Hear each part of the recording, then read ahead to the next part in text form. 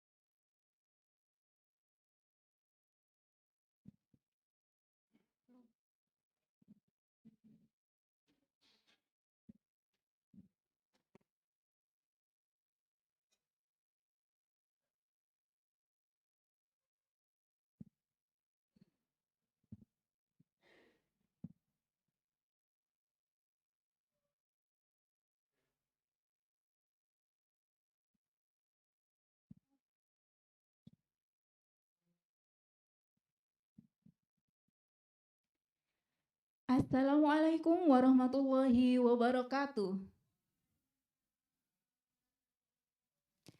Om Swastiastu, Namo Buddhaya, Salam Kebajikan. Good morning, ladies and gentlemen. Welcome to the 6th International Seminar on Sustainable Tourism under the theme Building Sustainable and Resilient Destination, arranged by Sekolah Tinggi Pariwisata Mataram. It's a pleasure to have you all here, the chairman, the keynote speakers, presenters, and also audiences. We have on-site audiences here, and also we have online audiences who joined us via Zoom and YouTube streaming. All right, with great pride, I would like to share to you that STP Mataram has consistently demonstrated its commitment to advancing sustainable tourism by organizing this international seminar annually. And this year marked a great milestone for us as it's our 6th consecutive year of bringing together global minds, practitioners, academics, and also policymakers under one platform. This continuity is not merely a tradition. It reflects a strong and an ongoing commitment to addressing one of the most crucial issues in our time regarding to sustainable, that is how to ensure tourism that can grow responsibly, resiliently, and also inclusively. All right, ladies and gentlemen, this international seminar will be divided into the following agendas. The first will be opening. The second is singing national anthem, followed by march of STP Mataram. The third is welcoming speech. The fourth is keynote speech. The fifth is session 1, where 4 presenters will share their knowledge. The sixth is session 2 with 4 presenters. After that, we will have a break. And after the break, we'll have session 3, where students will present their papers. And the last will have closing. All right. Without further ado, let's open this event by saying Basmalah together. Thank you. And to begin this program, I would like to invite STP Mataram Choir to lead us singing our national anthem Indonesia Raya, followed by march of STP Mataram. For the STP Mataram Choir, time's yours.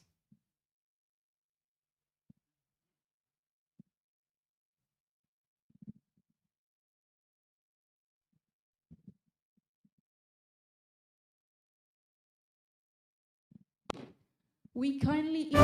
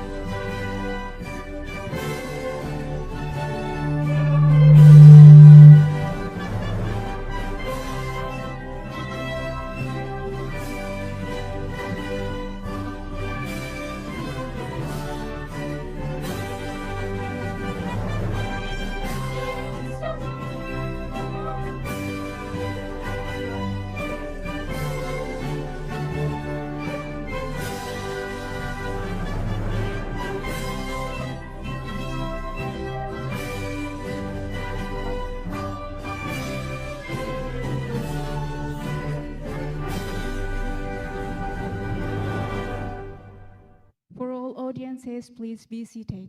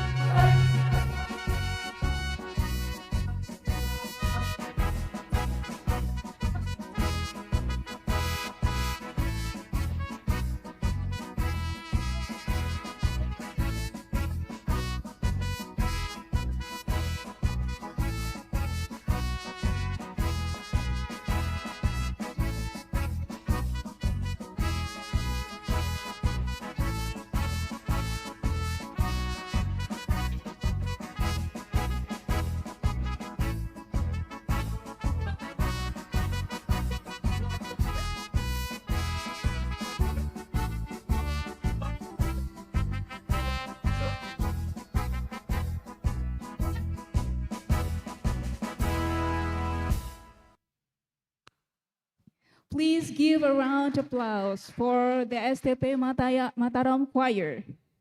Thank you for the heartfelt performance. May the spirit reflected in their voices continue to resonate throughout today's seminar. All right, ladies and gentlemen, we are moving to the next agenda, that is welcoming speech from the chairman of Sekolah Tinggi Pariwisata Mataram for Mr. Dr. Halus Mandala. Time is yours.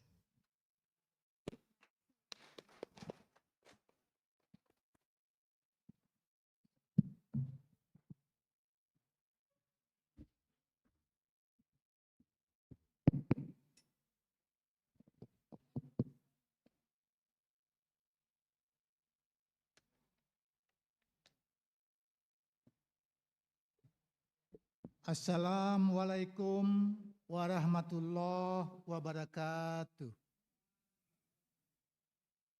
Om Swastiastu, salam nama budaya, salam kebajikan.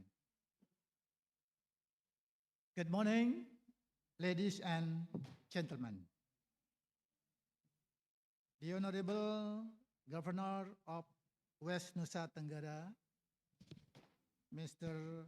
Dr. Haji Lalu Muhammad Iqbal, SEP MSE, as the keynote speaker, represented by Head of the NTB Tourism Office, Mr. Ahmad Nur Aulia, STP. Honorable international and national speakers, Mr. Professor Ma Bin from Shangrao Normal University, China. Miss Janet Bisbroek from University of Applied Language, Erasmus College, Netherlands. Mr. Dr. Mount Dasuki Sirajuddin from University Technology Mara Shah Alam, UITM, Malaysia. And Mrs. Dr. Insinyur Eni Sumiasi, the chairman of STP Riau. Dear lecturers and internal speakers from STP Mataram, Mr. Dr. Iwayan Suteja Empar, Miss Dr. Mawar Junita MPD, Mr. Danu Prayuda Empar, Mr. Igede Widya Saputra SPD MPD, as well as all happy seminar participants. Let us express our gratitude for this good opportunity so that we can gather in the international seminar with the theme Building Sustainable and Resilient Tourism Destinations that we organize, which is in the 4th International Seminar this year. This seminar is an important momentum to strengthen collaboration, share insight, and formulate strategies in building quality, sustainable, and resilient tourism destination in the midst of various global challenges. We hope that this activity can provide real benefits for the academic development and practice for the tourism industry, especially in implementing the Gerak Cepat NTB Hebat to realize the vision of NTB Makmur Mendunia. Then I would like to express my gratitude to all parties who have contributed to the of this activity. Finally, by the grace of God Almighty, I declare this international seminar officially open. Wassalamualaikum warahmatullahi wabarakatuh. Om Santi, Santi, Santi. Salam, nama budaya, salam kebajikan. Terima kasih.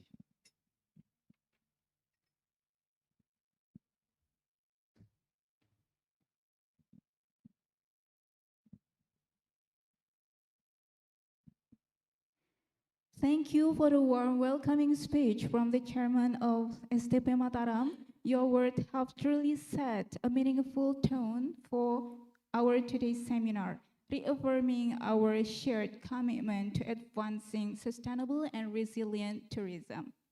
Ladies and gentlemen, we are now moving to the next agenda, that is keynote speech that will be delivered by the head of Tourism Department of West Nusa Tenggara on behalf of the Governor of West Nusa Tenggara.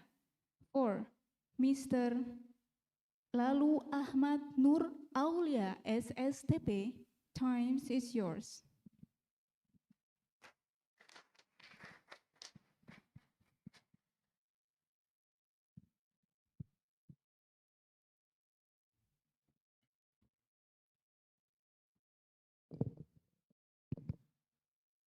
Bismillahirrahmanirrahim. Assalamualaikum warahmatullahi wabarakatuh. Selamat pagi, salam sejahtera bagi kita semua. Om Swastiastu, Namo Buddhaya, salam kebajikan.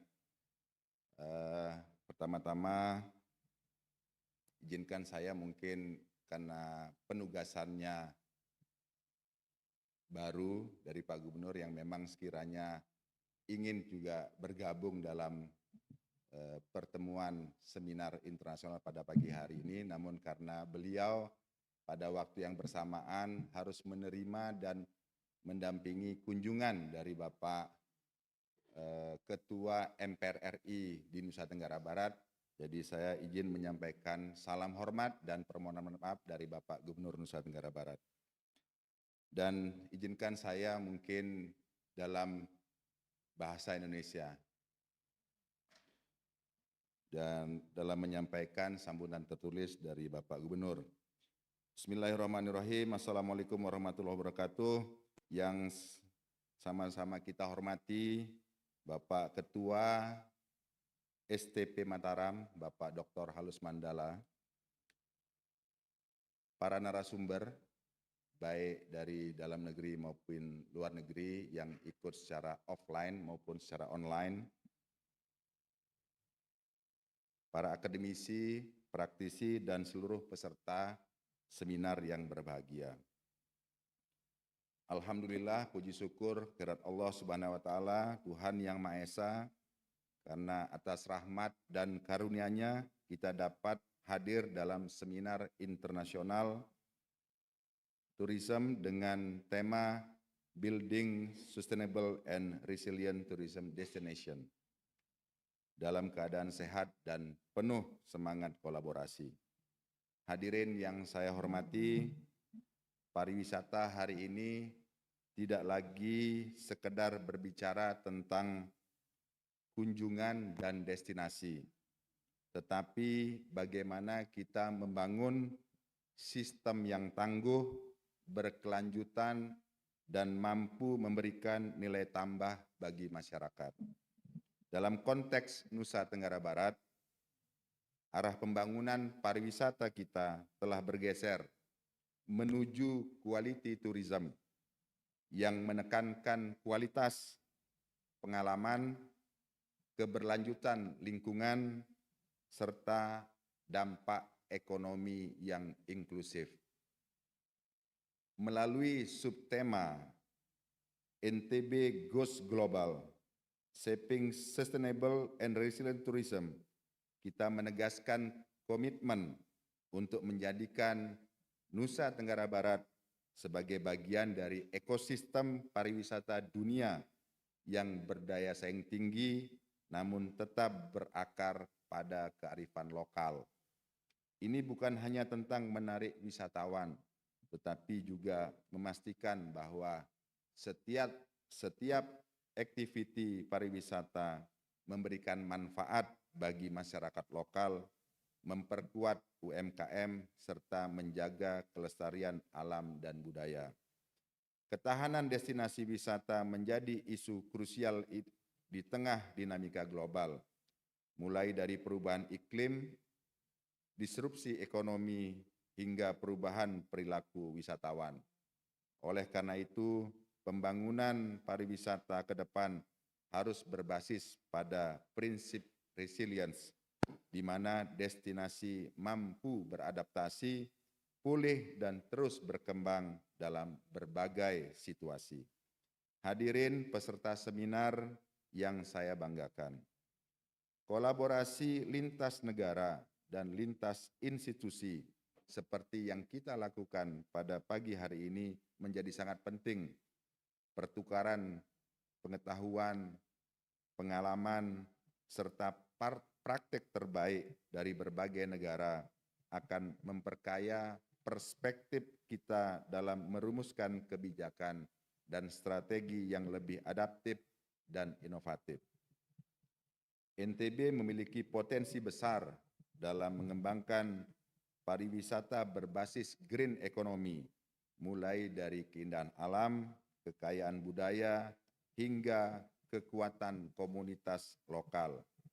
Namun potensi tersebut hanya akan optimal jika didukung oleh sumber daya manusia yang unggul, tata kelola yang baik, serta integrasi antara sektor pariwisata dengan sektor-sektor strategis lainnya, termasuk ekonomi kreatif dan UMKM.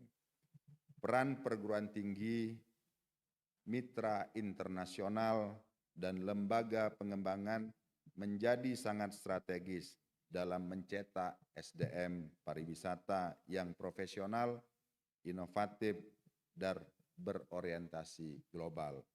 Oleh karena itu, seminar ini harus kita maknai sebagai ruang strategis untuk merumuskan langkah-langkah konkret dalam memperkuat ekosistem pariwisata yang berkelanjutan dan berdaya tahan.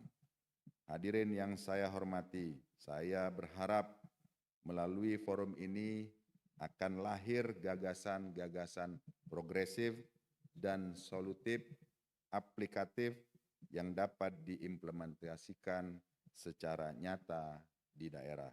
Kita ingin memastikan bahwa pariwisata NTB tidak hanya tumbuh tetapi juga mampu menjadi instrumen transformasi ekonomi, pengentasan kemiskinan, serta peningkatan kesejahteraan masyarakat secara luas. Ke depan, kita harus terus memperkuat sinergi global, mendorong inovasi, serta menjaga keseimbangan antara pertumbuhan ekonomi dan kelestarian lingkungan. Inilah fondasi utama dalam mewujudkan pariwisata yang tidak hanya kompetitif, tetapi juga berkelanjutan dan bermartabat.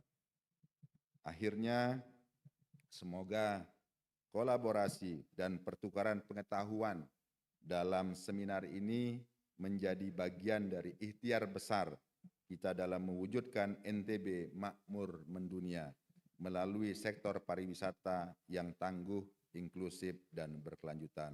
Semoga Allah Subhanahu wa Ta'ala senantiasa meridhoi setiap langkah dan ikhtiar kita. Assalamualaikum warahmatullahi wabarakatuh. Selamat pagi. Om Santi Santi Santi Om. Gubernur Nusa Tenggara Barat, Dr. Lalu Muhammad Iqbal ditandatangani. Terima kasih.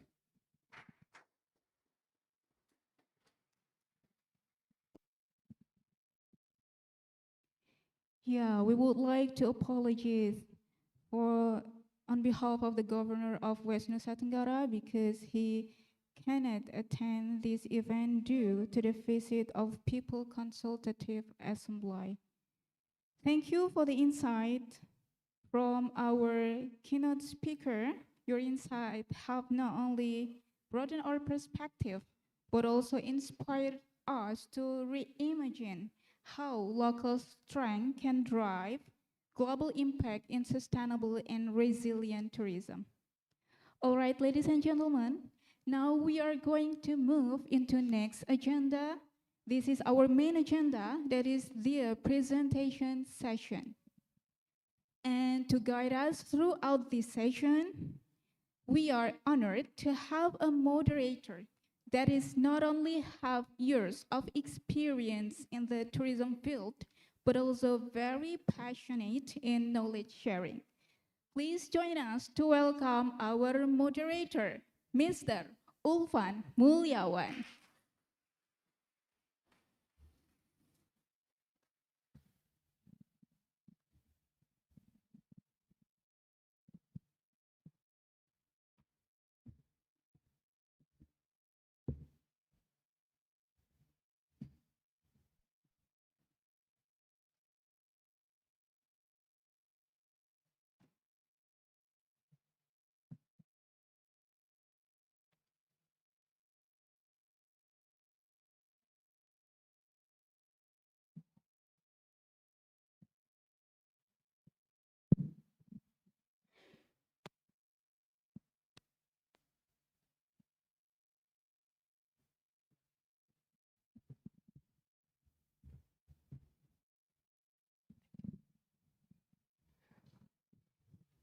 Thank you, the Master of Ceremony. Assalamualaikum warahmatullahi wabarakatuh. Good morning, ladies and gentlemen, the honorable keynote speakers, the distinguished guests, and all audiences. It's a privilege and great pleasure for us to welcome you all to the 7th International Seminar of Sekolah Tinggi Pariwisata Mataram on the building sustainable and resilient tourism destination. Well, sustainability is no longer just an ideal, and resilient is no longer just a strategy. Together, they form a tourism industry that can thrive. What is it? Something's like the very insightful for people, and it can endure the sustainable and resilient for a better future. And we hope that through this event, it can inspiring an action for us, for all of us, for a better future, for a better, sustainable and resilient in the, sorry.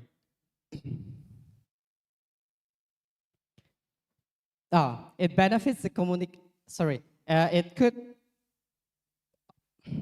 contribute an inspiring of action of shaping tourism that benefit communities, preserve cultures, and of course protects the environment for the future generation. My name is Ulfan, and I'm going to be the moderator today. The more comprehensive discussions about building sustainable and resilient tourism destination today will be presented or delivered by our speakers. First, we have Zenit ECL Bisbroek, LIC from PUM, Netherlands. Good morning, Ms. Zenit Bisbroek. Give applause for Ms. Zenit Bisbroek.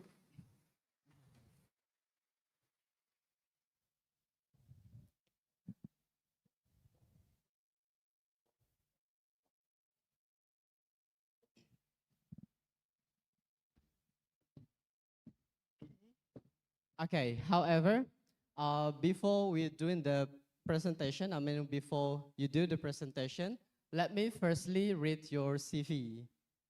Okay.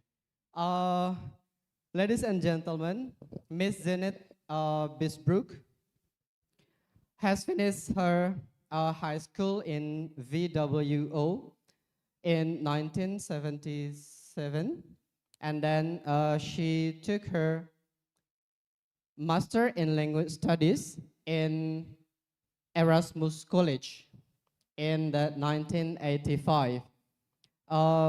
She is a senior expert, guest lecturer, cruise manager,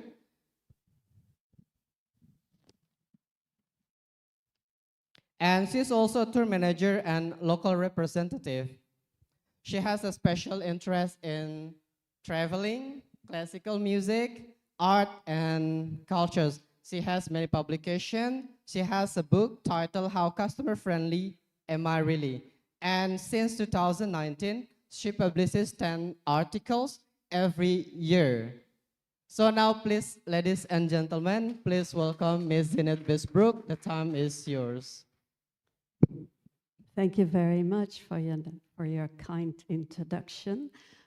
Good morning, ladies and gentlemen. Selamat pagi. All of you here present in the audience, and also the people that are watching and listening from home. Welcome to all of you. I'm very honored to be here today. Now, I prepared a PowerPoint presentation, so I will always say next when I'm ready for the next slide to be shown. So thank you for showing the first slide, if you can.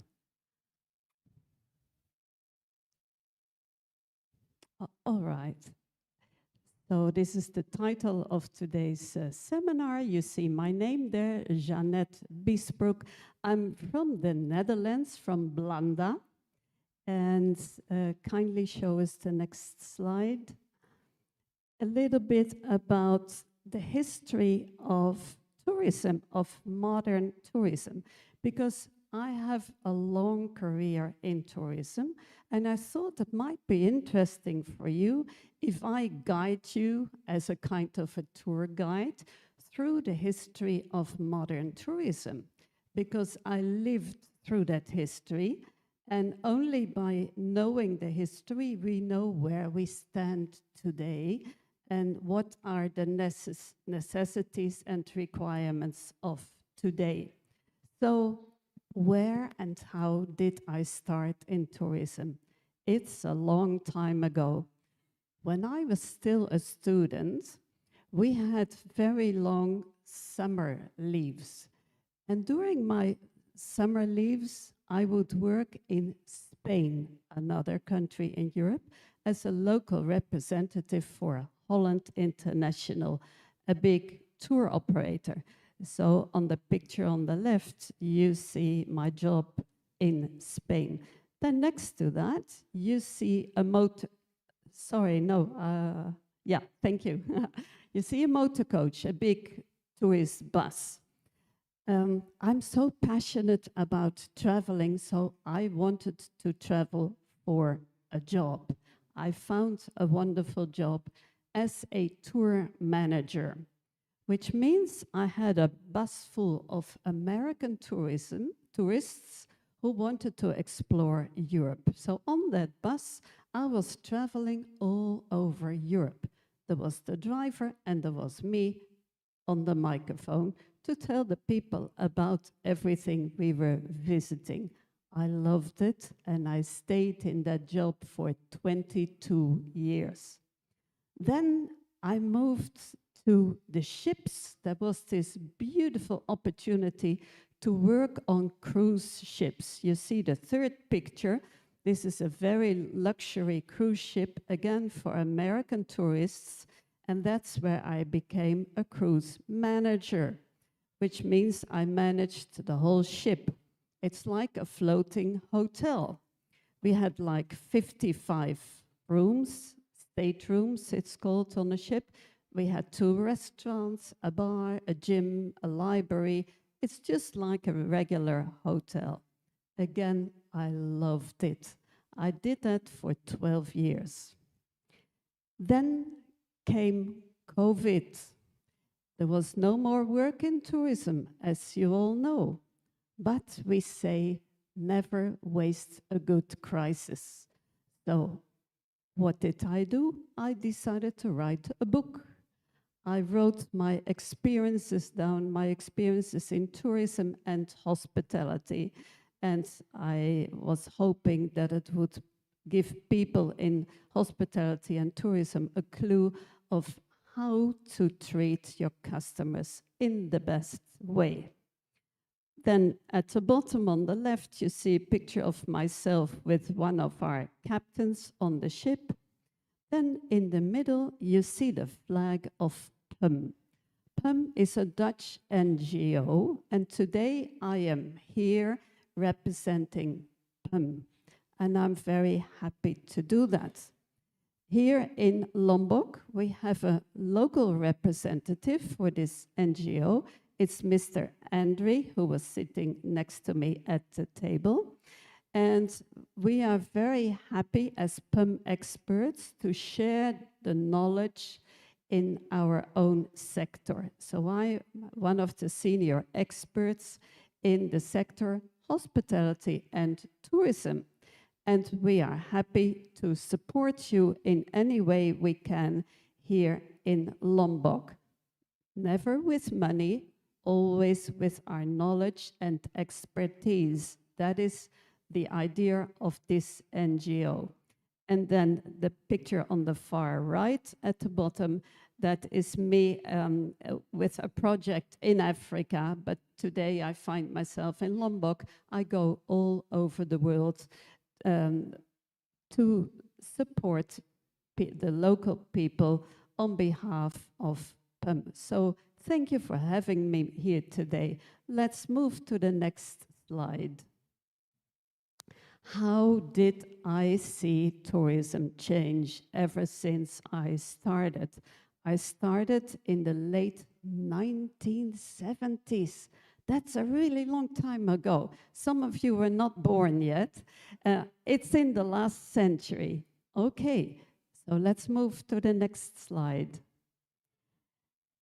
I'm sure you've heard of mass tourism. Now, how did that come about? After the Second World War, you know, it was a world war, so it affected a lot of countries all over the world. After that, there was, you know, people tried to build up a life again. We had all gone through the economic crisis of the 1930s, then the Second World War, and people had no possibilities whatsoever to travel. They just had to survive. But then in the 1950s, people were trying to build a life again, and in the 1960s and 70s, life became much better in many parts of the world. And people wanted to see other countries. They started dreaming away to all those destinations that they had only heard about or read about. They wanted to see it with their own eyes. So in the 1970s was the beginning of the charter flights and the organized bus tours. People had the money to go to other countries, and they were so excited. And they just went there to see and to take in everything that was presented to them. The sky was the limit. All of a sudden, we could broaden our horizon. Next slide, please. But what was the result of this sudden mass tourism? Nobody thought of it, that we have to be careful with our planet. That was not something that we talked about yet in those days. So the result was over-tourism already, slowly. A lot of people, crowded cities. On the left, you see a picture of Venice in Italy.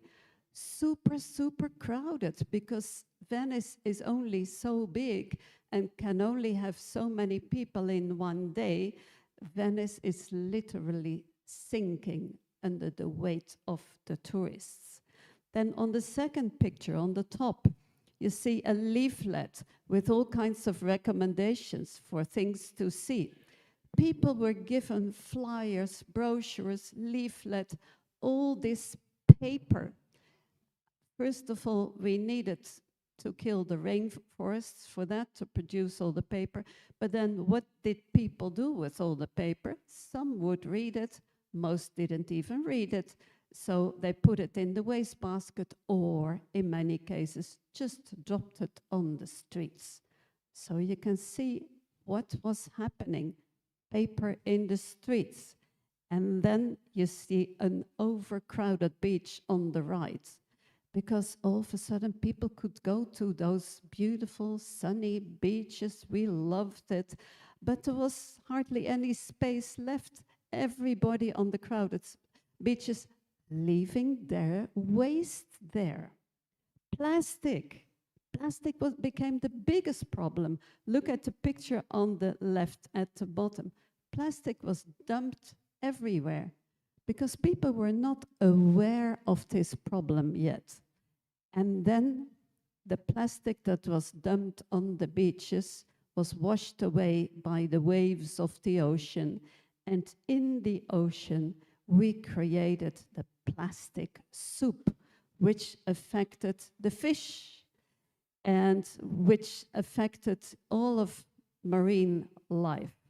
And look at the picture at the bottom on the right. It is so sad. This should be a beautiful white beach, but all you see is plastic. And that was the result of mass tourism. Next slide, please. So, recap, in the last quarter of the 20th century, there was mass tourism, mass consumption, and a lot of pollution. That was really something new. Before that, it was never thought of, people didn't speak of pollution, but all of a sudden it was there. But then in the 21st century, awareness was created, awareness of pollution, of jammed roads. You can also see that here. And, you know, I was in Jakarta the other day, a lot of traffic, but you see that everywhere in the world, jammed roads and rivers. So the cruise ships I was working on are not the big cruise ships on the ocean, but on the rivers. And so many companies wanted to launch their cruise ships on the rivers, so the rivers also became jammed, and the ships are polluting as well. And overcrowded cities, which was not nice for the people that had always lived there. It put an end to their quiet life. So in the field of tourism, there was a need and a demand for a change. People did not want to go to those cities anymore. They wanted off the beaten track tours and cruises. They wanted to go to lesser known places. Next slide, please. Okay, now here's some more illustration about pollution. You see this bus in the top left corner. That is the bus that the kind of buses we used for so many years, very, very polluting, high emission. And look at the big ocean liner, the cruise ship, so polluting.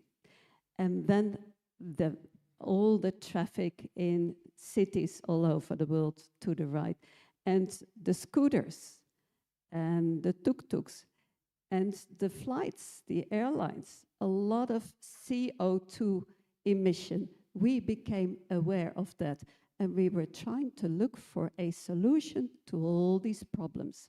Next slide, please. So what happened? Tourism declares the climate emergency. Again, it was something new in this century. What to do? We have a big problem. We need to deal with it. So people from many different backgrounds, they got together to think of possible solutions for the future. Next slide, please. Sustainability was now the key word. We wanted low emission means of transport. We wanted to ban single-use plastics. We wanted digital information instead of all these paper leaflets, brochures, you name it. So we wanted to do away with travel documents on paper.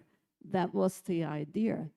Doesn't mean that it was done right away. There were a lot of ideas, but practice is another thing. Tourists also wanted connection with local people, with the local communities. No longer just fly somewhere, take a lot of pictures. No, they wanted to connect with the people, to learn about other cultures. They wanted to visit local communities and connect with the people in the local communities. They wanted to support the local communities. But how do you do that? On our cruise ships, we got the idea of, you know, we thought we are only consuming everything that is offered by all the villages and cities where we dock, we only take. But how can we give back? So we started buying our bread and vegetables from the local people in order to support the villages. We also organized home-hosted dinners so that people could connect. We organized family visits with just a drink and a piece of cake and something. So it became much more meaningful to travel. Next slide, please. That was all the beginning of a more sustainable and community-based tourism. But then came COVID-19. You know, it was sad for a lot of people. Many people lost their jobs and were struggling to survive. But there were also some positive aspects of this pandemic. Because what happened in tourism? Next slide, please. Thank you. All of a sudden, there had to be quick changes. We had been thinking about all of this. The theory was there, but now the necessity was there. There was suddenly no more international tourism. Cities were empty, hotels were half empty, and there was not much traffic. So there was a quick change to domestic tourism. There was a quick development of more sustainable tourism.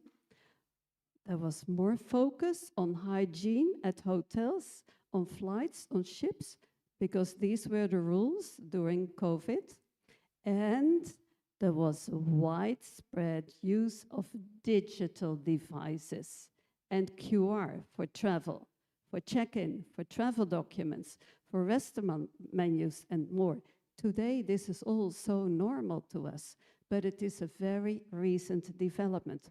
So no more paper given to the tourists. No, everything is on your smartphone.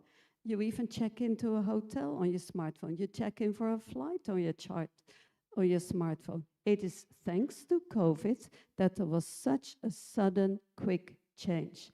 And a new thing was also flexible bookings, because people were not sure if they could come because of COVID, but they still wanted to make a reservation. But then there was more flexibility, and that's what people want today. They want flexible bookings.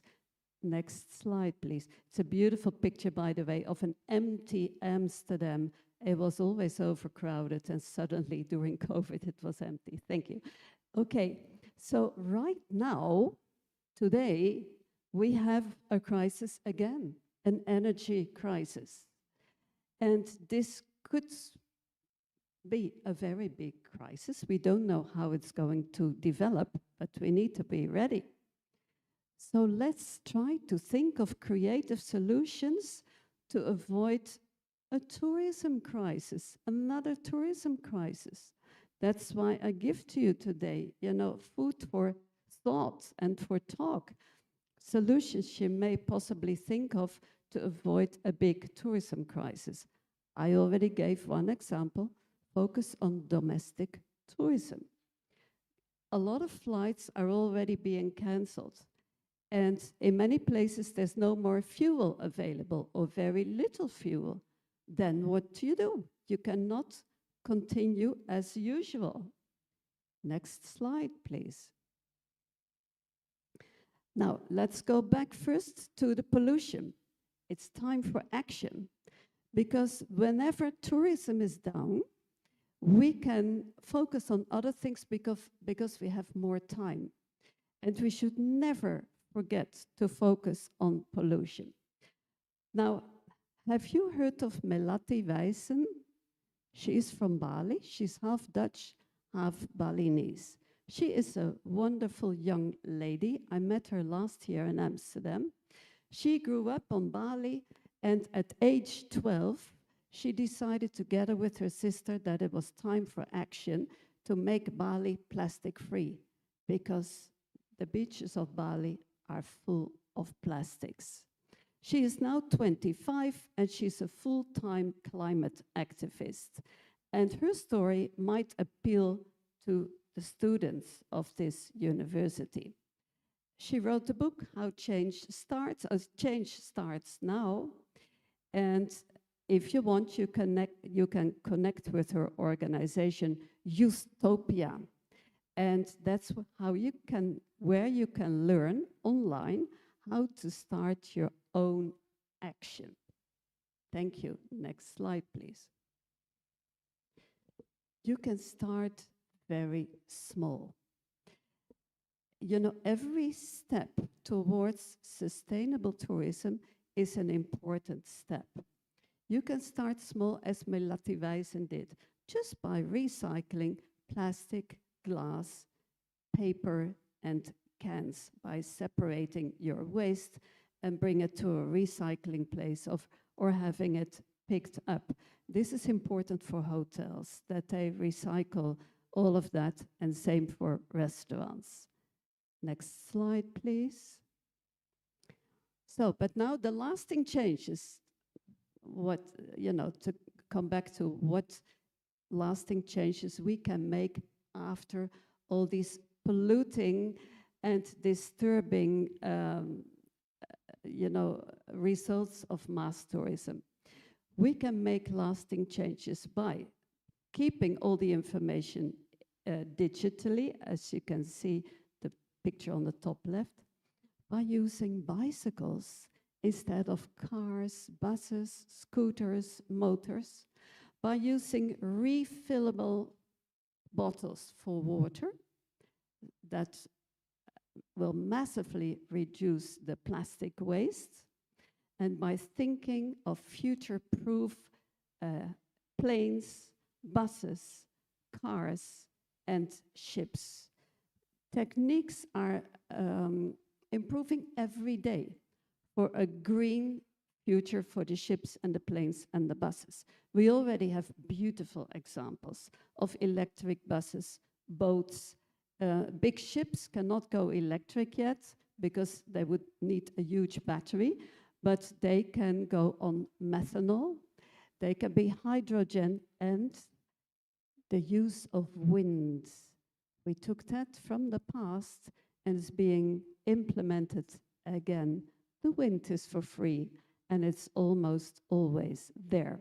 So in the future, we will have these means of transport with very low emission, and that is absolutely beautiful. Next slide, please. And now the bicycles, I already mentioned it. I come from a country of bicycles. I use my bicycle every day at home. We use it for everything. We have 18 million people in Belanda. We have 38 million bicycles. A bicycle is zero emission. You don't need to buy fuel. It keeps you fit. It keeps you happy. You see more on the way and you connect with people on the way. So for the future of tourism in Lombok, sustainable tourism, I would like to support the introduction and the use of bicycles. So it would be up to the government to create bicycle lanes so that it's safe for the cyclists. And you can organize tours for cyclists on bicycles. People love it. People from all over the world love it. And that is a great example of sustainable tourism. Next slide, please. Now, the question is always, what can you do? And that is what Melati Wijsen also tells her audience all the time.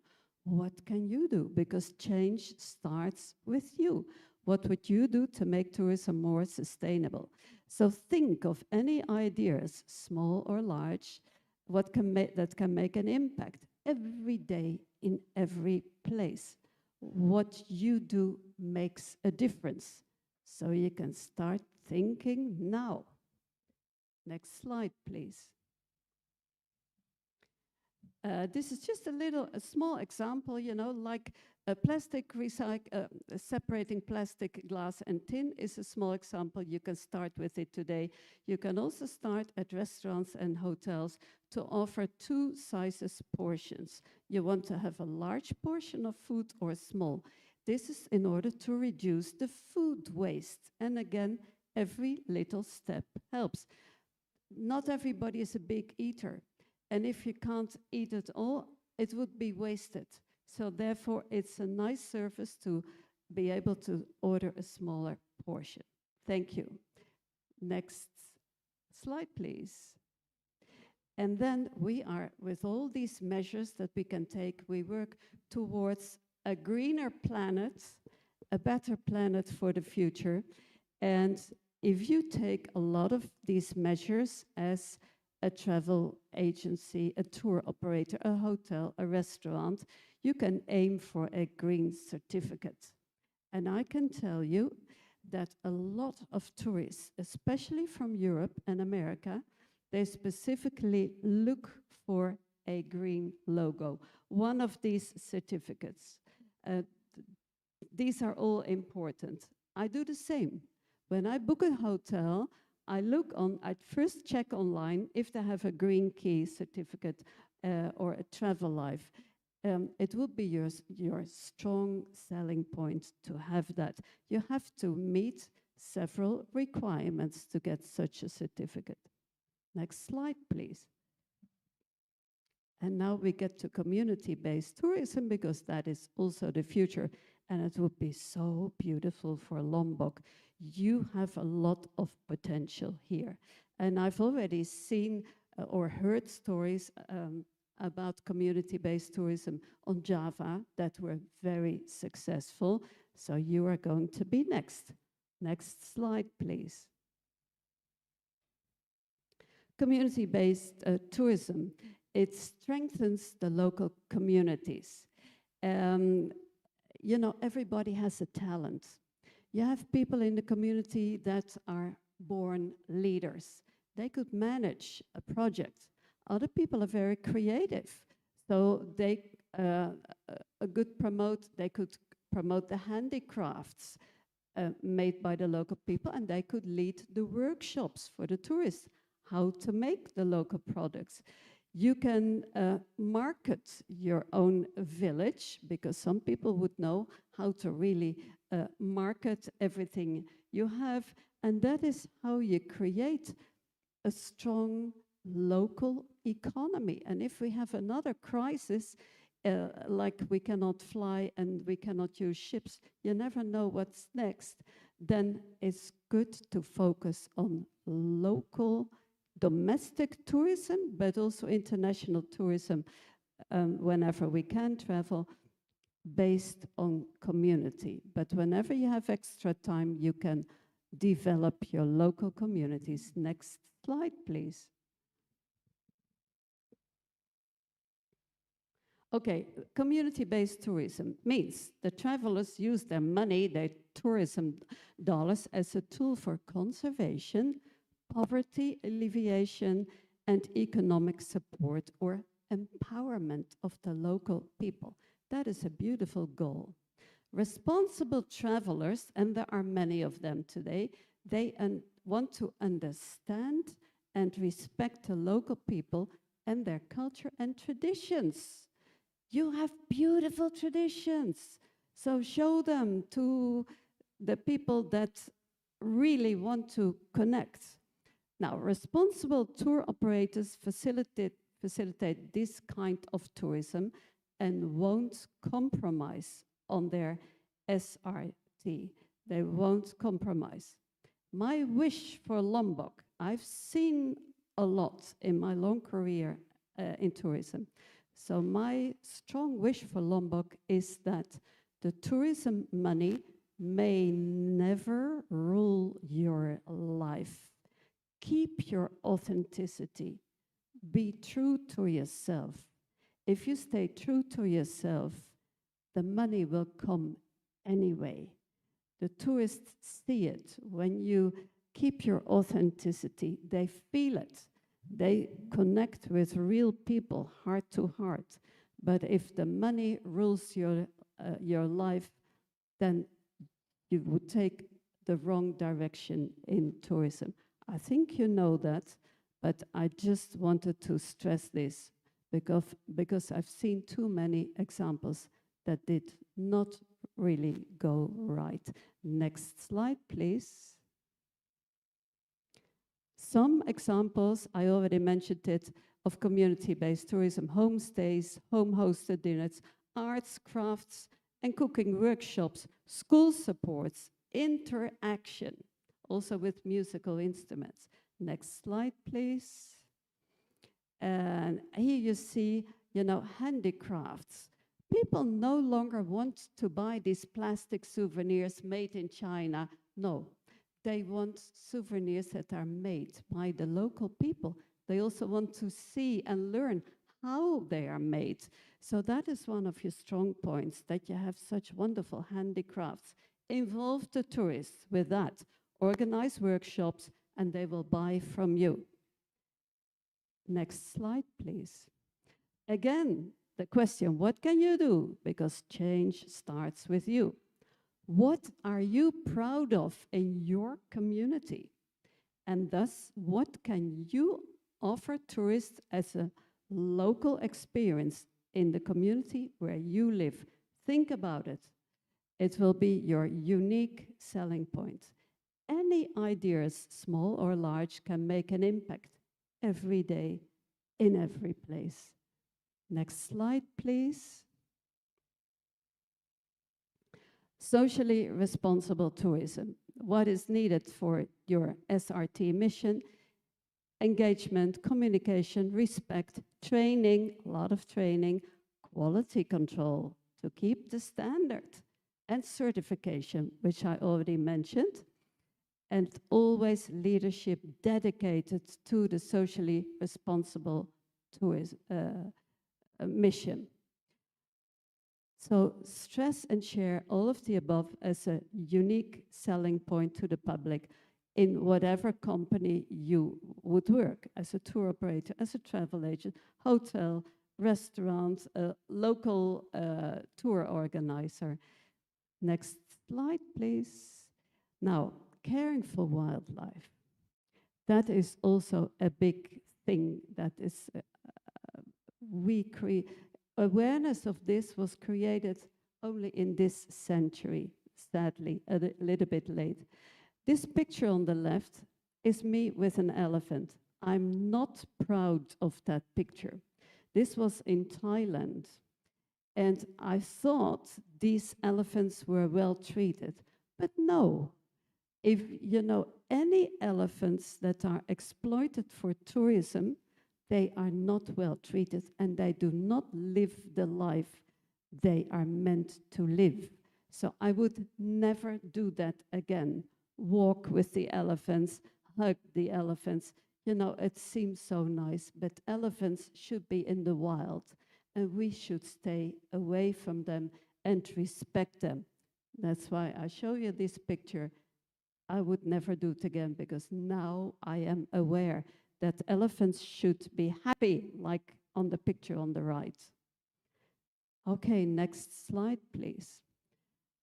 One of my great big examples is Jane Goodall. She passed away last year at the age of, I think, 91.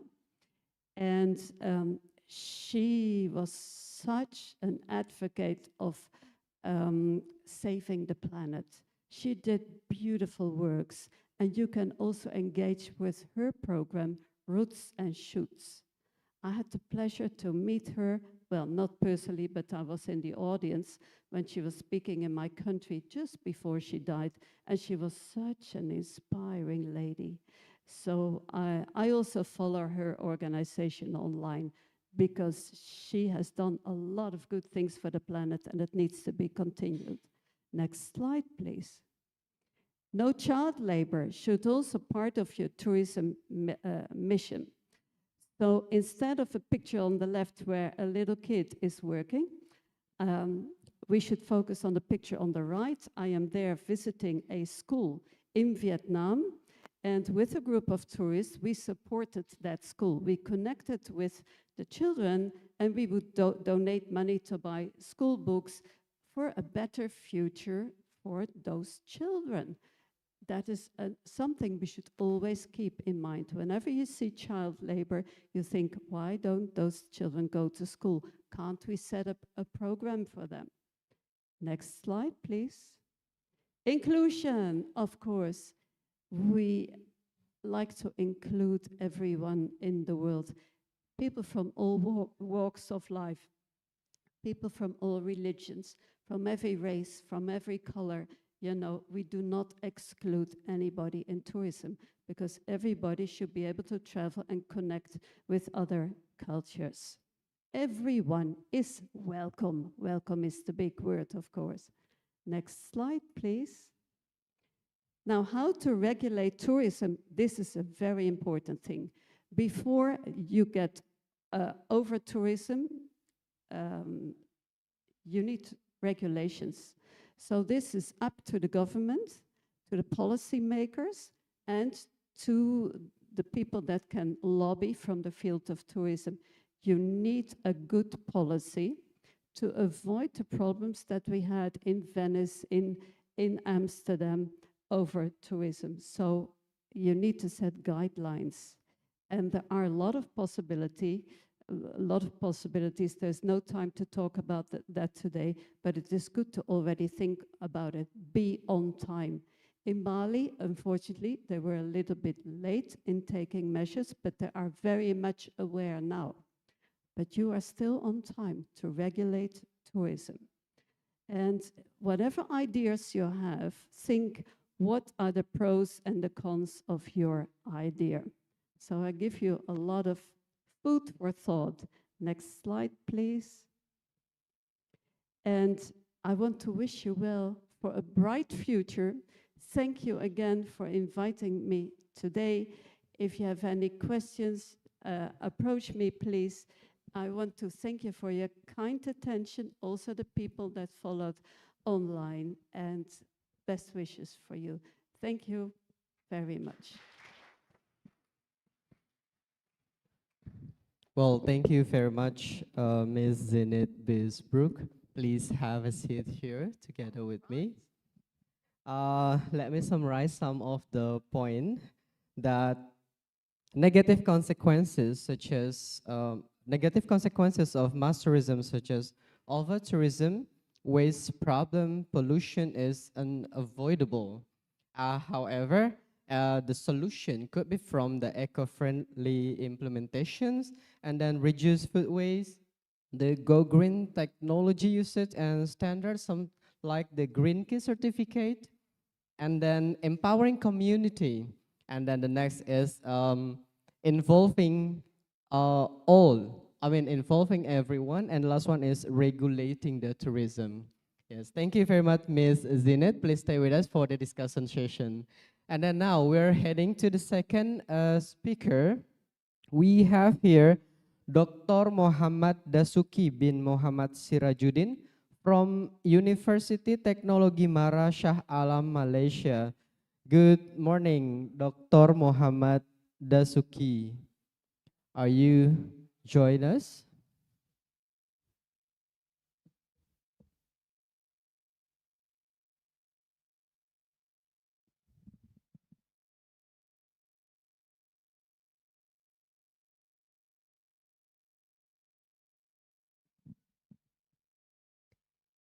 Good morning, Dr. Dasuki.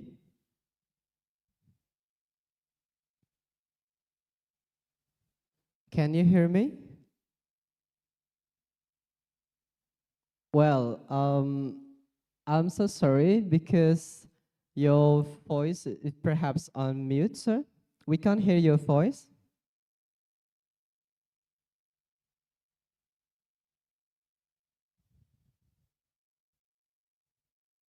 Okay, while waiting for the technical problem is solved, let me firstly read your curriculum vitae.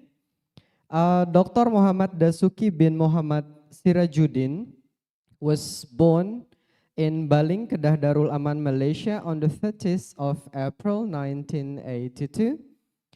He finished his Bachelor of Art in University of Malaya in Al-Quran and Al-Hadith, and then took his Magister of Art in University of Malaya in Hadith Ahkam.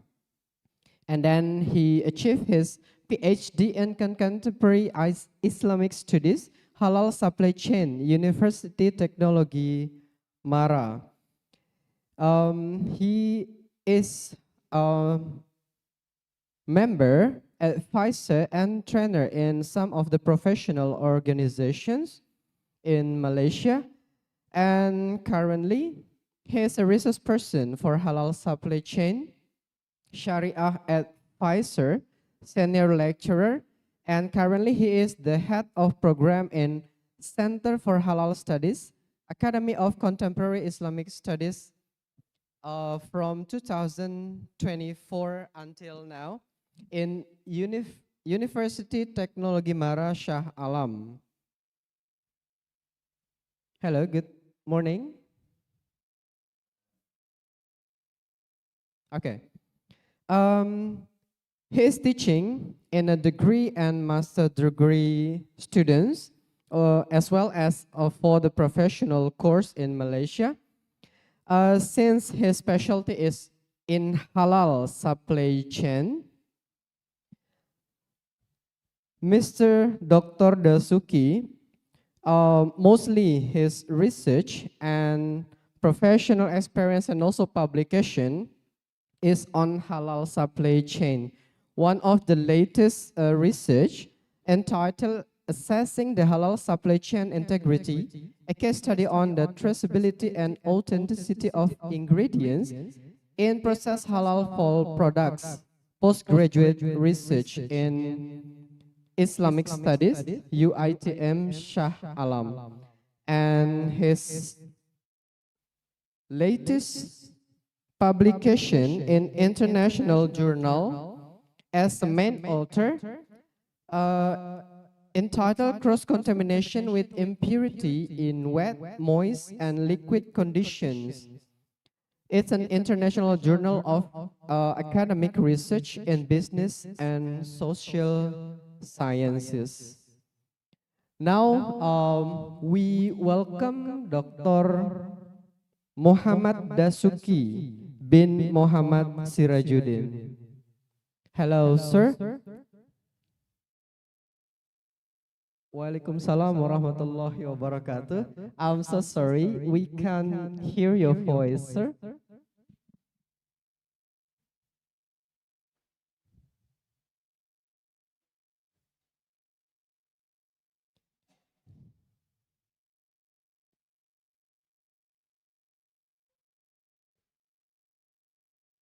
Well, sir, I think there is a technical problem in your device there because we already solved the problem here.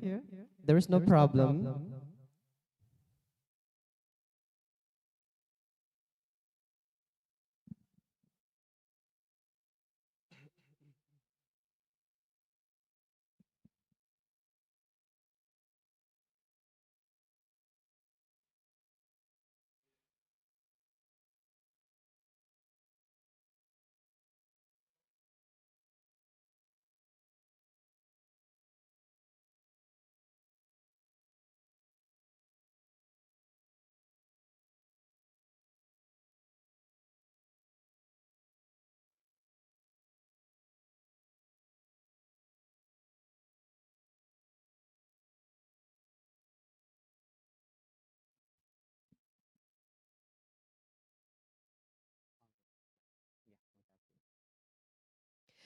Well, ladies and gentlemen, we are deeply sorry for the inconvenience since we got since Dr. Dasuki got a technical problem with his device. We're going to continue to the next speaker. We have here, the next is Professor Mabin from Shanghai Normal University. However, since Professor Mabin also got a problem with the server limitation in China, we today, this morning, can only provide the video presentation of Prof. Mabin. However, before we play the presentation video, let me read the CV of Professor Mabin. Professor Mabin is a senior academic at Shangrao Normal University, China, with extensive experience in Chinese language and literature education. She finishes her Bachelor and Master of Art in China and achieved her Doctor of Philosophy PhD in Linguistic and Applied Linguistics in Beijing Language and Culture University, China. She is a lecturer, supervisor, head of study program, and international guest lecturer. Her specialty is in thesis Seoul, teaching Chinese to speakers of other language. And she got some honors and awards in Distinguished Teacher Award granted by the Jiangxi Provincial Government for outstanding contribution to higher education. Also, she got an excellent research award recognized for innovative research in the field of applied linguistics. Well, ladies and gentlemen, now let's take a look on the video presentation by Professor Mabin.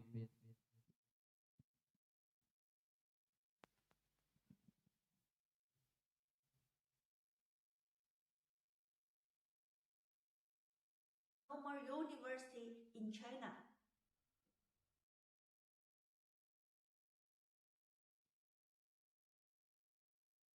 Hello, dear teachers and students. I'm Professor Ma Bin from Shangrao Normal University in China. I'm truly happy to be here to share and learn together with you. Today, we will talk about how to use traditional culture and local character to boost tourism. We all know that in the tourism industry, standing out comes down to one thing: being unique. Let me start with a question. Beautiful beaches exist all over the world, in Thailand, Malaysia, the Philippines. So why would a traveler choose to come to Lombok? The answer is culture. Culture is something that grows slowly over time, shaped by a place's history, its environment, and its people. It cannot be copied. It cannot be taken away. When you combine beautiful scenery and good service with this kind of one-of-a-kind culture, you create a travel experience that no one else can replicate. The more local your culture is, the more the world wants to see it. The more authentic your identity is, the more attractive your destination becomes. China's tourism industry started exploring this path a long time ago. But honestly, we made mistakes along the way. Some cities spent enormous amounts of money building fake ancient villages, or putting traditional crafts behind glass in museum cabinets, thinking that was cultural tourism. The result? Very few visitors, projects shut down, money lost. After years of trial and error across many cities, we finally found the key. Successful cultural tourism is not about displaying culture. It's about letting visitors step inside it. We sum it up in 5 phrases: see it, touch it, participate in it, take it home, and photograph it. That is what tourism is really about.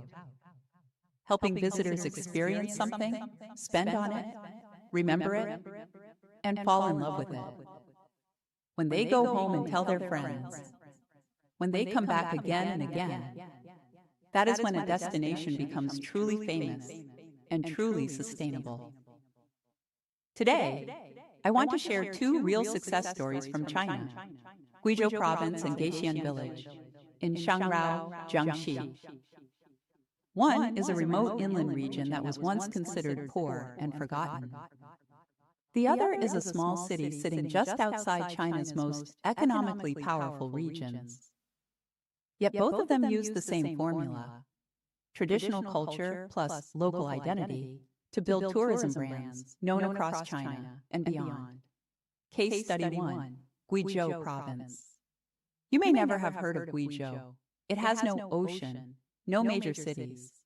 For a long time, it was seen as one of China's poorest and most remote regions. But today it is one of the most talked about travel destinations in the country and beyond. In 2025, Guizhou welcomed over 800 million visitors. More than 74,000 of them were international tourists entering through Guizhou's airports alone, a 267% increase from the previous year. Tourism revenue crossed 900 billion RMB. Source: Guizhou Provincial Government. How did they do it? Not by spending a fortune. They did it by turning ethnic culture and village life into experiences that visitors genuinely want to pay for. I want to highlight two success stories from Guizhou. The first is Rongjiang Village Super League. The second is Zhaoqingdong Village. Story 1. Rongjiang Village Super League. Rongjiang is a small county in southeastern Guizhou. Until recently, most people in China had never heard of it. Then, in 2023, a new phrase started trending across Chinese social media: Kun Chao, the Village Super League, a grassroots football tournament between local villages. The players, farmers, chefs, drivers, teachers. The venue? The local town stadium. Players wore jerseys decorated with ethnic patterns. During halftime, villagers in traditional miao and dong costumes performed folk dances and sang traditional songs. There were no tickets. Spectators simply stood and watched. The winning team's prize was not cash, but local specialties: fragrant pigs, rice, and free-range chickens. Along the sidelines, vendors sold Rongjiang rice rolls and sour noodle soup. Visitors ate, cheered, and celebrated. It felt like the biggest festival of the year. No celebrities, no big budget, just villagers filming short videos and posting them on Douyin and TikTok. The result? Over 100 billion views worldwide. The numbers speak for themselves. In 2024, Rongjiang's tourism revenue reached 10.8 billion RMB. Over 300 new guest houses and 1,000 new restaurants opened across the county. All 250 village communities received a share of the profits. Local incomes more than doubled. What is the secret behind this? It is rooted in something very real. Football is already part of life here. The county head, Xu Bo, shared that out of Rongjiang's 385,000 residents, nearly 50,000 people play and love football. I summarize Rongjiang's success in 3 simple lessons. First, local people are the stars, not just workers. Second, culture is the highlight, not just decoration. Third, you can build a powerful brand at low cost. You do not need a big investment. Story 2, Zhaoqingdong Village. The Dong people are one of China's ethnic minority groups. Zhaoqing in Liping County, Guizhou, is the largest Dong village in China. In the past, only backpackers visited. Tourists stayed one night and left. Spending was very low. So what changed? First, they preserved the old architecture: drum towers, wind and rain bridges, stilted wooden houses. Nothing was torn down or rebuilt. Everything was carefully restored to its original form. This is the cultural foundation. Second, they brought intangible heritage to life.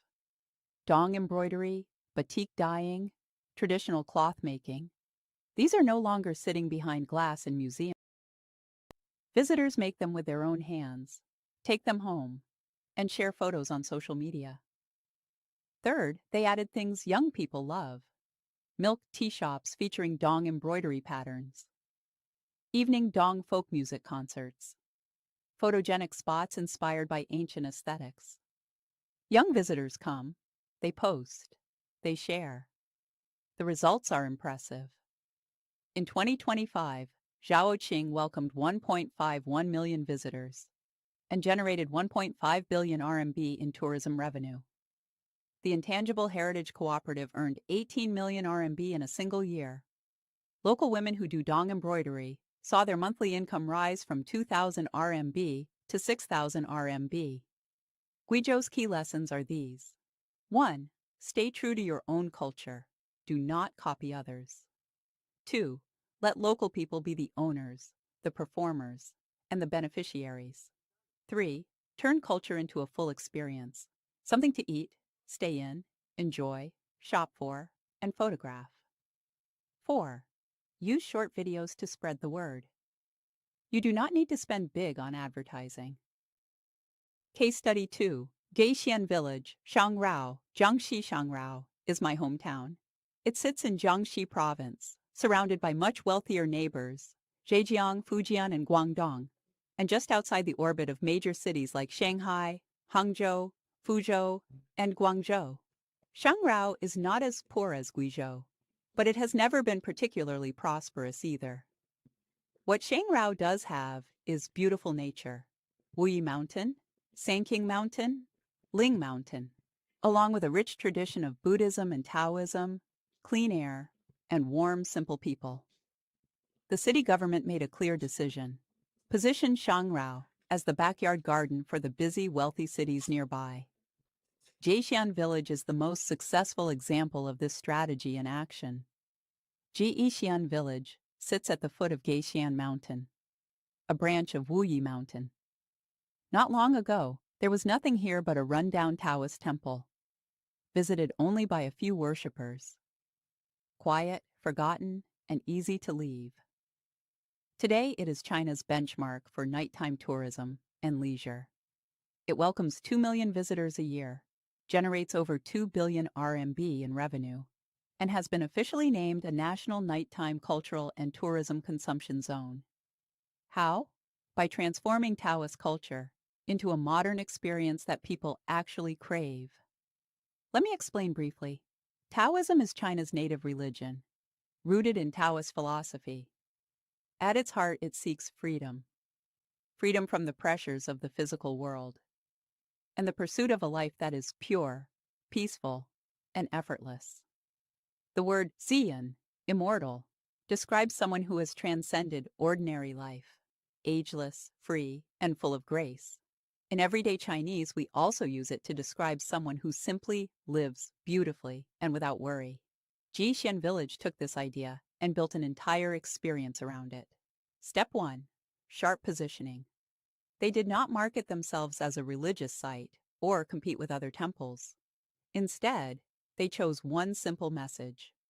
Come to Geixian Village. Live like an immortal for a few days. This speaks directly to what modern people want. An escape from city stress, a chance to relax, beautiful photos, and a reset for the soul. Instantly, they stood apart from every other destination. Step 2. A unified visual world. The entire village was redesigned in a consistent Han Tang Dynasty architectural style. Gray roof tiles, wooden structures, earthen walls. Every corner is a photo opportunity. Silk umbrellas, red lanterns, ancient-style corridors. Visitors can point their camera anywhere and get a beautiful shot. This directly meets one of today's most powerful traveler motivations: sharing on social media. Step 3. Making the night the main attraction. Most tourism destinations in China face the same problem. Visitors come during the day and leave by evening. Geixian Village solved this by making nighttime the core product. Here are some examples. At night, a water screen light show called Journey to the Heart uses drones, fire, and holographic projection to tell the story of the ancient Taoist master, Ge Xuan. Visitors dressed in traditional Hanfu robes carry lanterns through the ancient-style streets. A night market sells handcrafted hair and local food, alive with light and energy. The impact? the overnight stay rate jumped from 10% to 70%. Average spending per visitor tripled, from 100 RMB to 300 RMB. Step 4. Thoughtfully curated shops. Jixian Village's main street has 120 stores, and every single one is different. There is a traditional paper-making workshop, a red tea house, a Shi ethnic culture hall, an old-style brown sugar shop. No fast food chains, no cheap souvenirs. The atmosphere stays magical yet warm and lively, and visitors actually want to browse and buy. Step 5. Organic youth-driven promotion. No expensive advertising. Instead, topics like the ethereal beauty of Geixian Village and Hanfu night walks went viral on Douyin and Xiaohongshu, racking up tens of billions of views. Seasonal festivals, a Thousand Lanterns Festival, a Fire Arts Festival, keep things fresh every month, regularly trending online. Visitors come back for a second time, a third time. The formula behind Jixian Village is this. Culture powers the experience, nighttime keeps visitors longer, and immersive experiences drive spending. A day trip became a 3-day stay. Ticket revenue became a full chain of income, accommodation, dining, activities, and shopping. When Jixian Village opened in 2020, it drew 80,000 visitors in the first month and crossed 100 million RMB in revenue within 5 months.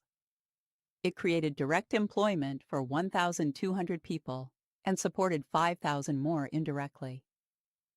Guest houses and restaurants in the surrounding area grew rapidly. From 2021 to 2025, the area welcomed over 10 million visitors in total, with cumulative tourism revenue exceeding 2 billion RMB. Jixian Village has since been named a national nighttime cultural and tourism consumption zone and recognized as a landmark model for cultural tourism in China. I want to close with a line that captures the heart of everything we have talked about today. The more local your culture is, the more the world wants to see it. The more authentic your identity is, the more attractive your destination becomes. Students, Lombok's resources are even richer than Guizhou's, even richer than Geixian Village's. With everything you have here, if you can turn your local culture into experiences that visitors can truly feel and remember, Lombok has every potential to build a world-class tourism brand of its own. You are all welcome to visit Guizhou and Geixian Village someday and see it for yourselves. And I look forward to the day when I return to Lombok and see the incredible things you have created. This concludes my sharing. Thank you all. Terima kasih.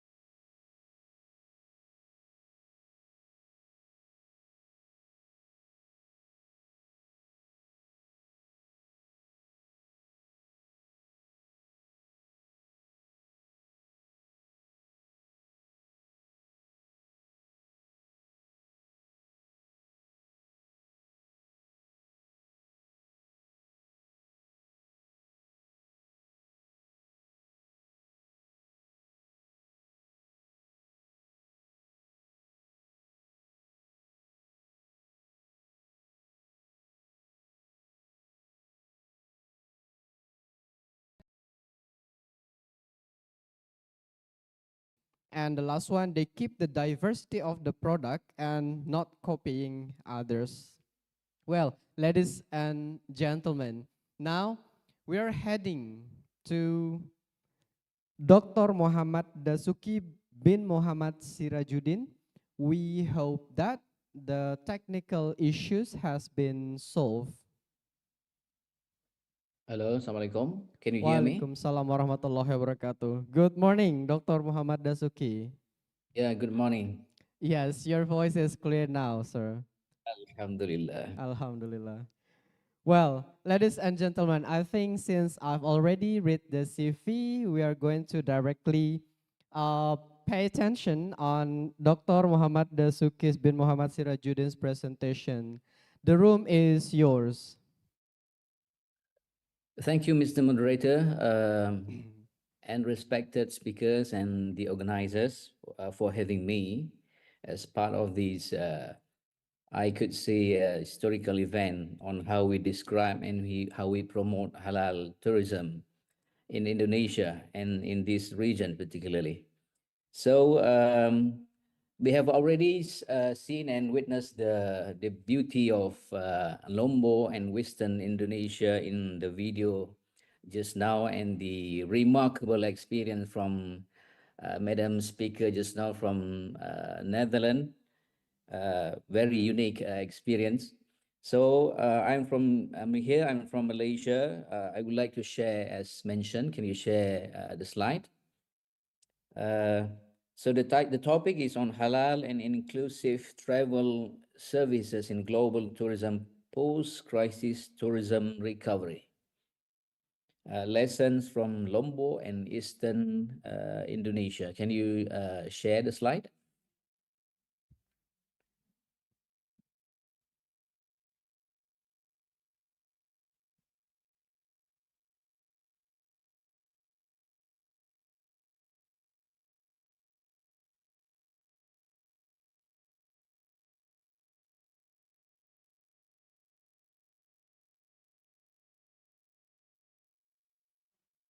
Okay, thank you. Okay, I would like to begin with this introduction about the title. Well, the title is quite technical, so we should prepare ourselves to to look into a little bit more technical diagram and strategic information about how we could learn a few lessons and insight from Lombok and Eastern Indonesia. Especially, we are focusing on the post-crisis tourism recovery. Okay, so next. So this is my outline of my presentation. A little bit on why Lombok and Eastern Indonesia. Why we are focusing on this area. I think 90% of the answer for that question has been covered by the previous presenter. And then we go next to the halal and inclusive travel service. What do we mean by halal tourism? Some of the scholars use the halal, the Muslim-friendly tourism. So what does it mean by all of these terminologies? And then we go a little bit on the global tourism post-crisis recovery. And the crisis I've embedded in my presentation, covering from the earthquake that hit Indonesia, Western Indonesia, maybe last, I think 2018, if I'm not mistaken, and then it come the COVID hit in 2019, and we could see from the statistic from international statistic from the DINA standard, for example, it described that Indonesia has recovered very well, especially in the context of halal or Muslim friendly tourism. And then we go next to the lesson from Lombok, and then end up with simple strategic planning on how we can take a recovery lesson from case of Lombok and Eastern Indonesia, especially after or post crisis recovery. Okay, next. This is, okay, why Lombok and Western Indonesia? This is from adventureindonesia.com. I don't have to describe more, but I would like to highlight the very important message from this scholar. Mention the name on the slide. What is actually special with Lombok and Western Indonesia? So the previous presenter has mentioned about the importance of we trying to promote our own culture. We do not imitate or we do not promote something that come from the outside of our culture, but rather we have to be independent and proud of our own culture. And in this context, the culture I mentioned in the slide also, the culture is embedded also with the intense Islamic values. So people come from the outside, or the travelers come from the whole world to see not only the beauty of the landscape and so on, but also how we appreciate our own values. So we embed them in our what the previous presenter called just now the community-based tourism. That is very important. Okay. Next slide. So, what is halal travel? What is a Muslim-friendly travel? So, this is from the word of Allah in the Quran. Okay, the very famous verse from Al-Hajj, Surah Al-Hajj, أَفَلَمْ يَسِيرُوا فِي الْأَرْضِ. Do they not travel through the land so they can so their hearts and mind may thus learn something from their travel? So in the context of the Quran, this is the four main aspect on how we should understand travel from the perspective of the Quran. Number one, travel with belief. We do travel with belief, with our own belief, but at the same time, we go travel to the places across the globe to learn how the people of the domestic people uh, explore and also exercise their belief in their cultures. That is number one. Number two, believe travel with lesson. In the Quran also, the word of God highlight that we Muslims should travel with lesson, and then travel with science and geography and connected with the world of hereafter. Okay, and then this is highlight the value aspect in our travel, in our tourism activities. And then the last one, travel and exploration of resources. We also encourage in the Quran to travel, to explore the world and explore the resource to become maybe at one particular generation we will find something to become a great sustenance of our life. So these are at least four main idea on how we should understand travel from the perspective of the Quran. Next slide, please. Now, this is from scholars. I have put in the slide a few important attributes on how we should understand what is halal tourism and what is Muslim-friendly tourism.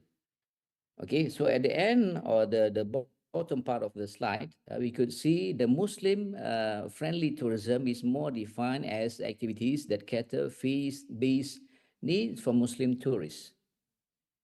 And if we compare with the Muslim-friendly tourism, at the left-hand side, sorry, the halal tourism. At the right-hand side is the Muslim-friendly tourism, means that the services and product mostly in the non-Muslim country and do not completely follow halal concept, but are adapted to large extent that maybe could assist the Muslim tourists to get along with the tourism activities or the traveling activities themselves. Okay, so in the context of legal basis, maybe for halal tourism, they should follow the Sharia and Islamic principle, whether the Muslim-friendly tourism focus on catering the faith-based needs more generally. And then from the operational goal for halal tourism, you need to fulfill and compliance with any zero cross-contamination. Of course, when we talk about halal industry, that is the very famous word and very famous standard to be achieved. Zero cross-contamination between something that is halal and something that is haram. And whereby the Muslim-friendly tourism, in terms of goal, it provides accessibility to Islamic amenities such as food, prayer, for places for performing prayers, and so on. And then the third attribute is the regulatory focus. Okay, this is more on a requirement for formal certification under the government's policy. And if we compare to the Muslim-friendly tourism, it focuses more on friendliness, not focus more on the formal certificate requirement, but rather from the perspective of how the friendliness of the package of tourism being implemented. So this is actually a general point on how we should understand halal and inclusive travel service, comparative study, slightly comparative study between halal tourism and the Muslim-friendly tourism. Next slide. Okay, this is the definition and the structure. So when we talk about halal and inclusive travel, what are the things that need to be embedded in our discussion? Number one, the compliance level. We have to think about, when we talk about halal travel, we need to start think about the compliance level of the service related in tourism package, for example. Okay, is it compliance with Islamic law? Is it involving any prohibited elements in the coexisting things and package and so on? Okay, and then the second one is in terms of scope, the scope of the halal and halal tourism itself. Is it include any strict rule on food preparation, food handling, for example? Is there any prayer room or gender separation? So these are among the things that's are very important and vital from the perspective of Islamic law, because if you want to have or offer any facility to the Muslim, we should consider the value and the law from the Islamic tradition, and also the dress code, the halalness of hotel, and so on. And then in terms of motivation, it also highlights on the aspect of leisure and social purpose, where Muslim can join without any hesitation or without any uh, uh, any things that maybe Muslim cannot do or cannot join in all of these activities in tourism. And then in terms of inclusivity, okay. Again, it highlights on more on the compliance with Islamic law and about the halal tourist destination, that maybe some of the program across the nation has been projected to follow a certain rule or a certain model of Islamic law. Then we should pay our attention to that particular law. Okay, next slide. So this is the crisis recovery from. I try to embed two major things that happen in this Lombok and Western Indonesian region. Number one is the Lombok earthquake in 2018, and then continued reconstruction process being done by the government. And then in 2000 and 2019 and early 2020, the pandemic hit the global, including this region. And then you could see from 2020 and 2022, in just 2 years, Indonesia has displayed a very fast recovery. You could see the milestone is just only 2 years. It began with the MotoGP at Mandalika. So you could see the slide. Maybe it is very small, but you can read after this. So the Pertamina Mandalika International Circuit served as a prestigious recovery milestone, attracting over 100,000 spectators and signaling Indonesia to return to the maybe the center stage of how Indonesia promote themselves as part of the tourism famous region. Okay, and then followed by World Superbike, also in that particular area, if I'm not mistaken. Okay, and then end up in the milestone, I've end up with 2025. The Zainuddin Abdul Majid International Airport has focused on the expanding of low-cost carrier market to stimulate more the economy of Indonesia for the people of the outside to come to Indonesia to join what Indonesia has offered in the context of tourism. And also you could see in the citation, the rate citation, the two rate citation at the upper of the slide. Okay, it stresses on the combination of international airport, globally recognized sport event and government support. Okay, and also the second one, highlighting about the National Medium Terms Development Plan 2020 and 2024 has enhanced Indonesia's nation branding through major event like the MotoGP and the World Superbike event that have been put in the milestone. So these are a very simple or not too long period of time of recovery, maybe, but we could see that Indonesia has have proved themselves that it could recover themselves quite well in the context of promoting the best and the attractive place in Indonesia to become one of the most famous traveling and tourism place in the world. Next slide.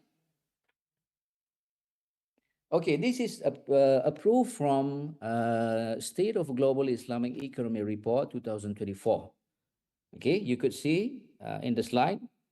So the best thing I would like to share here that Indonesia retained its third position in the overall of the ranking, and Indonesia have moved into first position in modest fashion, and is second in Muslim-friendly travel and pharmaceutical and cosmetic, respectively.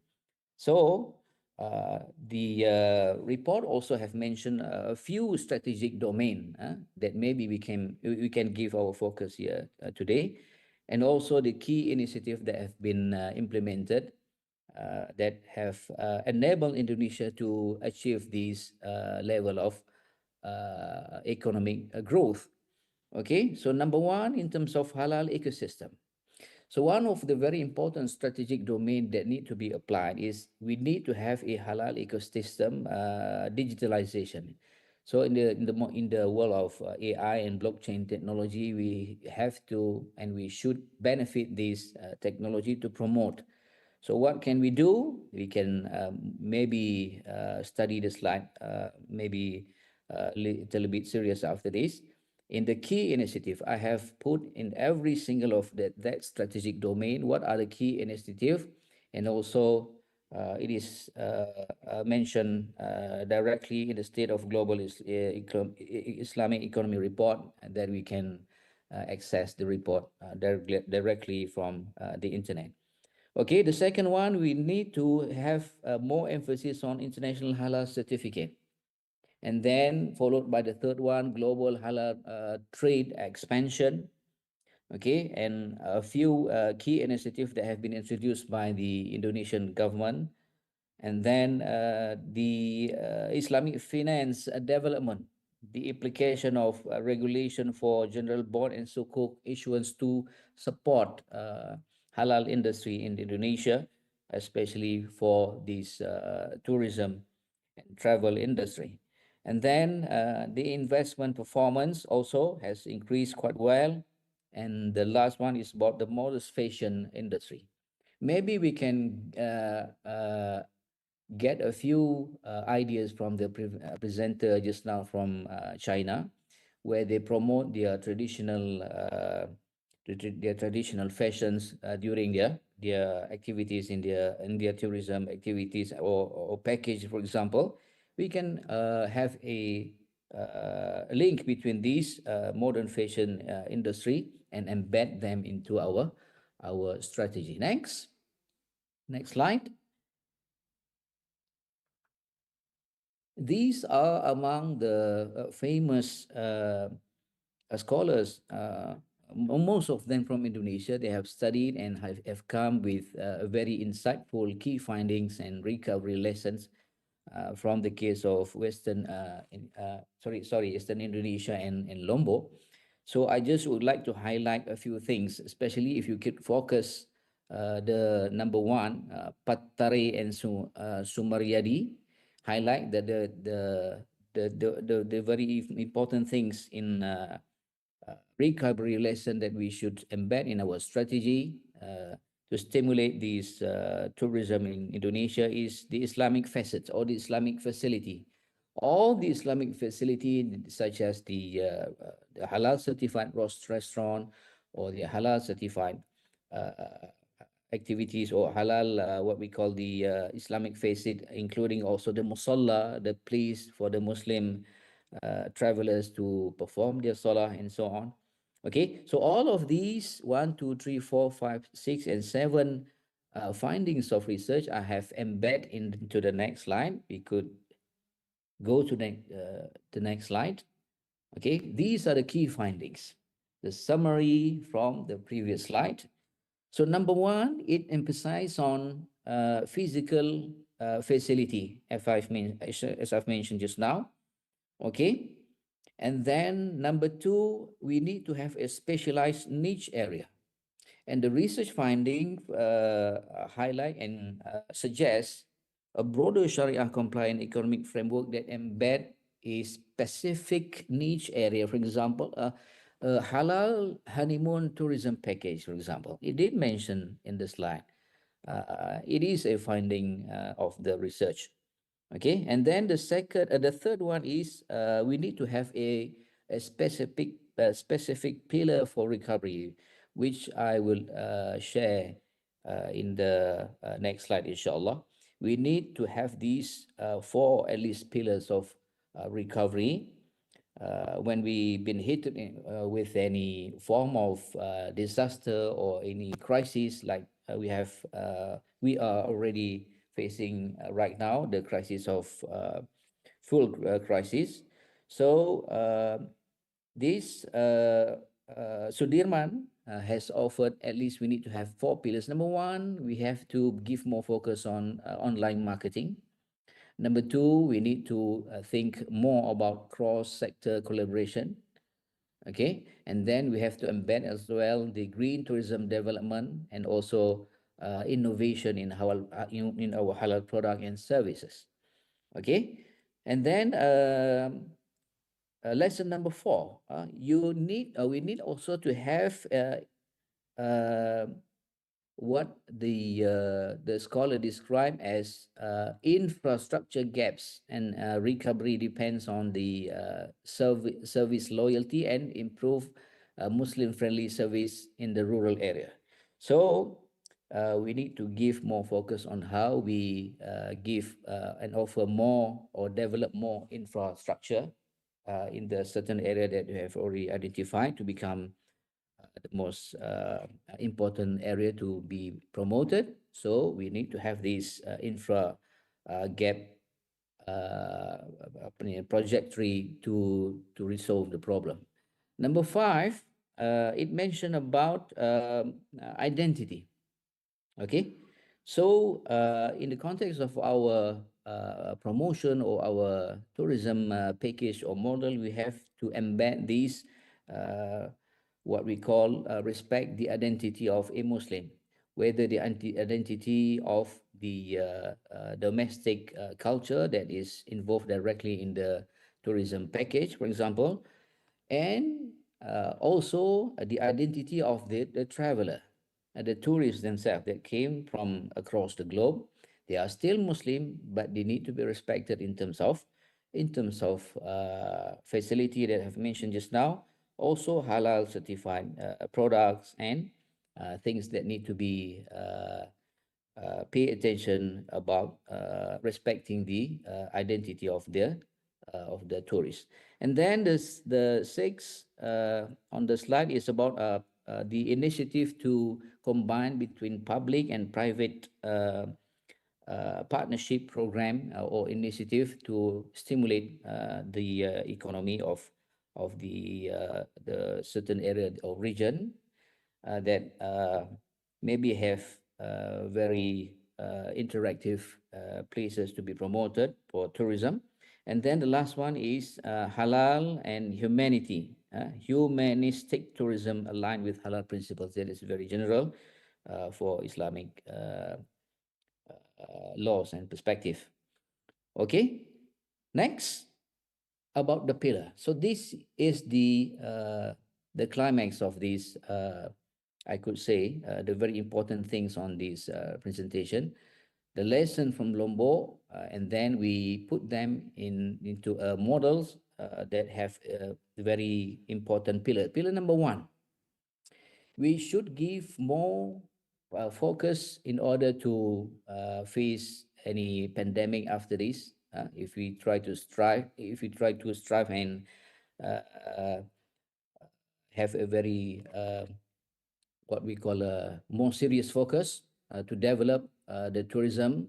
These are the four pillars that are very important. Number one, we have to give more attention to health security system. Okay, which embed the CHSC, the cleanliness, the health, safety, and environment. And also, we need to have a system, a healthy security system that embed the pandemic preparedness. Okay, and also must assure hygiene aspect, and also some analytical insight on health security as core determinant to ensure security system in our tourism development. Number two, pillar number two is digital traceability. We talk about digital today. It's all already digitalized. We have that apps. We have this app. All of these can be embedded as well by benefiting the blockchain-enabled halal verification, for example. So people just come and scan the barcode and boom, they have all of these information and videos, for example. Okay. And then with this digital traceability, it gives a real-time service transparency. We can communicate to the system or maybe the government themselves directly when any problems occurs during the time of their travel or their tourism activities. And then the pillar number three, we need to start to think about the standardized halal certification. This is also important. Maybe this Sekolah Tinggi Pariwisata Mataram can play their roles on how we can start to think about embed in our syllabus on how we could start to think about the standardization of halal certificate. Because if we could see, for example, in the context of Malaysian standard, there are a few requirements that are very strict, and they have dedicatedly developed from the one school of thought in Islam. So in terms of Islamic law, we have a few school of thought. And this Malaysian standard has been developed from a one particular school of thought, that is the Shafi'i school of thought.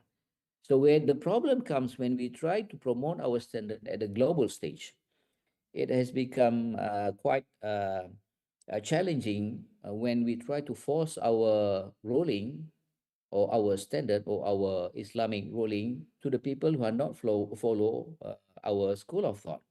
So that is quite problematic. So that is why the pillar number three focuses on why not we start to think more seriously on developing our standardized global framework, especially among the OIC's country and the SMIC. Right? The SMIC is Standard and Metrology Institute for Islamic country in Turkey. They focus on developing halal standard for the global players.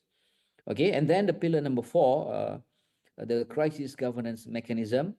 Okay, so I've mentioned just now in our previous slide, we need to have these public and private partnership to enable this development more smoothly. And then coordinated tourism policy framework, we have to think on that more seriously. And also how do we respond to the crisis protocol? When the crisis hit, then a lot of regulation and protocol, you cannot do this, you cannot do that. All of this need to be embedded as well, so that the pandemic halal tourism model maybe after this, we can benefit them very well. Okay, next. Okay. So this is a strategic framework, okay, what we can do, invest in infrastructure, okay, and then strategy implementation, we can read after this. but I just would like to highlight these.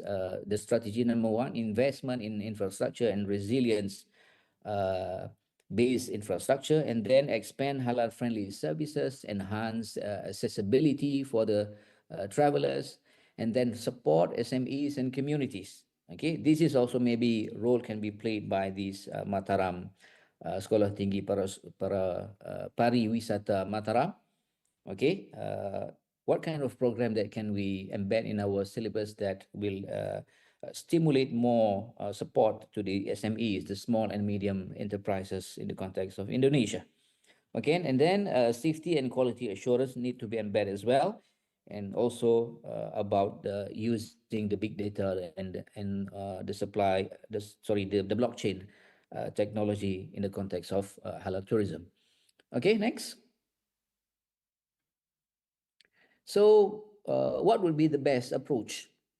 Okay, to summarize all of the mentioned previously mentioned strategies, what would be the best strategic approach? Number one, leverage integrated master plan. Okay, so these integrated master plan need to be leveraged, and it will become like, let's say, as a big master plan for halal industry by focusing on the tourism. Okay, so it did mention as well in the slide, need to be incorporate accessibility features in the master plan, especially the strategy, by offering the ramps and braille signage for Muslim travelers that can be applied in the context of Indonesia. The second one is we need to expand halal amenities, as I've mentioned just now, to install prayers facilities in hotels and attractions. And then the third one, empower local communities by the stimulations given to the SMEs, like mentioned in the previous slide. And also the final one is monitor and adapt. Okay, so when the data is established and the collection of data is very well, so we can share to the public through maybe a specific package embed in the model of our tourism model. Okay, next. So as a conclusion, okay, number one, to ensure and building sustainable resilient tourism destination, especially in Lombok and Indonesia, learning from the post-recovery milestone that we have shared just now. So I would like to highlight this very important. Number one, we need to have a strategic resilient through integrated branding and events.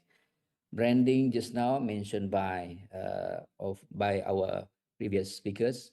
You don't to be someone else to promote ourselves. You just have to be yourself. Promote our culture. Promote our community-based tourism that is based on Sharia, for example. So people come to here, Indonesia, to see how Islam is practiced in Indonesia within an Indonesian way of life as a Muslim. So that is very interesting. So we need to have strategic through integrating between branding and also a few, I would say, these high impact event that maybe we can have in Indonesia, like the MotoGP just now. So that is the very triggering event in the context of tourism. Number two, we have to give focus on infrastructure and catalysts for inclusive and universal growth of halal industry. So you have to bear in our mind, 15 to 20% of global travelers with disability, whilst providing the core Islamic facilities such as prayers. All of these things need to be paid attention to. And the last one, in terms of governance, digital innovation, and humanistic paradigm shift. Okay, what does it mean by humanistic paradigm shift? Islam has offered a very practical way of life. Okay, so when we live as a normal Muslim, we have to follow the certain rule.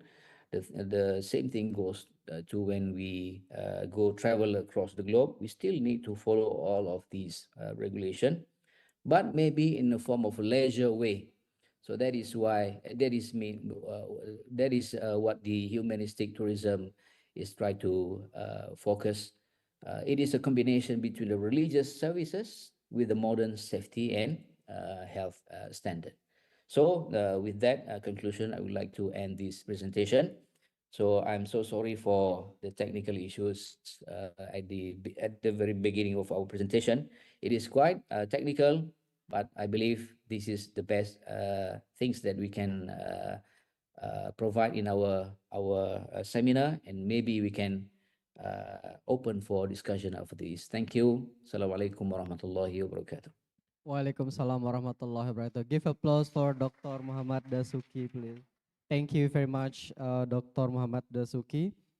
Some point that I summarize here is that halal tourism and Muslim-friendly tourism, which taken from the Islamic law as the basic concept of service, can be smoothly implemented for global level and more inclusive. And then from the real experience in handling the post-crisis recovery tourism in Lombok, that combining the international airport, government support, and internal event. Thus, from these two things, then it formulating the strategic approach for the national level, like leverage integrated master plans, expand halal amenities, empower local communities on and monitor and adapt. Well, thank you very much, Dr. Muhammad Dasuki. And the last one, we got actually the last speaker in this first session of the presentation from Dr. Insinyur Eni Sumiarsih MSc from Sekolah Tinggi Pariwisata Riau. Unfortunately, since she got the technical problem on her flight today, we could only see or pay attention on the video presentations from Dr. Eni. So now, please take a look on the video presentations of our last speaker.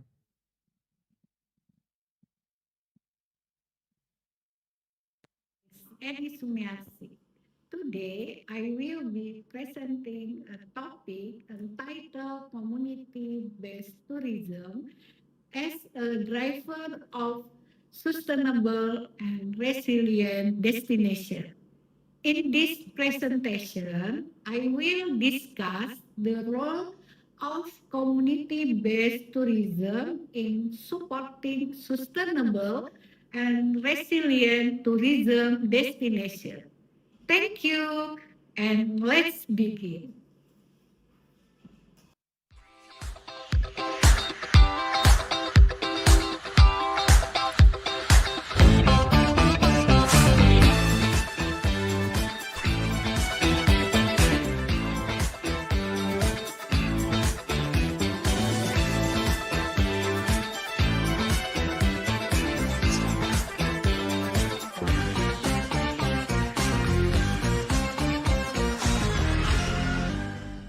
Where is resilience now an absolute imperative for tourism?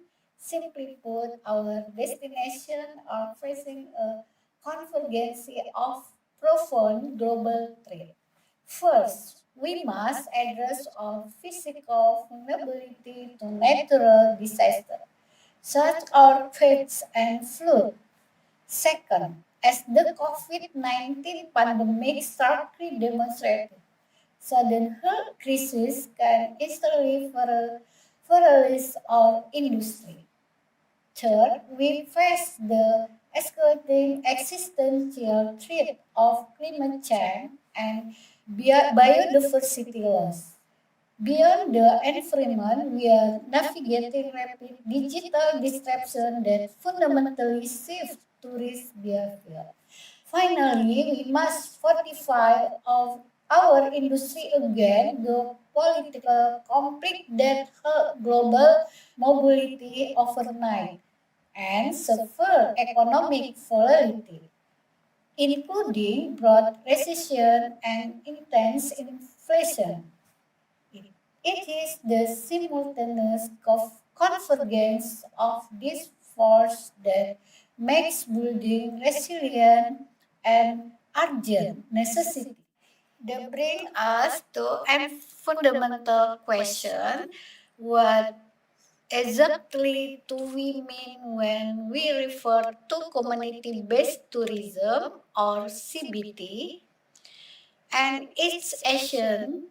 CBT is defined as tourism that is owned, managed, and whose socio-economic benefits are directly released by the local host community. Its model where the community is the central actor, not merely a backdrop. To effectively implement this model, we must adhere to five core principles. The first is local ownership, ensuring that the community holds decision-making power over the resort. The second is active community engagement, meaning that residents are deeply involved in the planning and execution of tourism activity. Third, we must ensure the equitable distribution of benefit, guaranteeing that the economic and social reward are shared fairly among all members. The fourth principle focus on the preservation of natural and cultural heritage, safeguard and the very asset that make a destination unique. Finally, the ultimate goal is economic self-sufficiency, empowering this community to build independent, long-term prosperity. These five pillars are the bedrock of any successful CBT initiative. Why does community-based tourism exhibit such remarkable resilience during crisis compared to conventional model? The answer lies in four fundamental strengths. First, economic diversification by integrating tourism with traditional livelihood. Community avoid relying on a single revenue stream. Second, robust social capital. In time of adversity, a strong social fabric ensures that community navigate challenge collectively. Third, adaptive local knowledge. Generation of indigenous wisdom provides unique, context-specific strategies to handle disruption. Finally, small-scale operation. Unlike large, rigid commercial enterprise, a small structural footprint allows for rapid adaptation and highly agile decision making when the unexpected occurs. Moving to practical implementation, how do we actively facilitate community involvement? This will higher education institution play a paramount role. At STP, our strategic focus is capacity building, providing direct mentorship and specialist technical assistance to host community.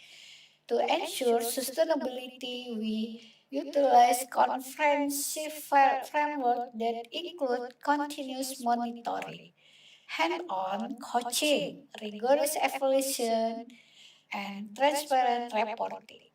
We direct this research toward a diverse group of stakeholders, including village management, homestay operator, artisan, and local MSMEs with the creative economy. Ultimately, every step in this process is driven by one overseeing objective, significantly enhancing the long-term self-sufficiency and true autonomy of our tourism village. To illustrate this framework in action, let us look at a concrete example here in Riau, the sustainable tourism village of Koto Masjid, locally known as Kampung Patin. Our target initiative here focus on refining village government, tour guiding, culinary art, and elevating homestay standard to international level. We pair this capacity building with vital infrastructure enhancement, including MSME exhibition galleries, specialist food processing and packaging equipment, and landscape maintenance tools. The impact of this effort is highly measurable.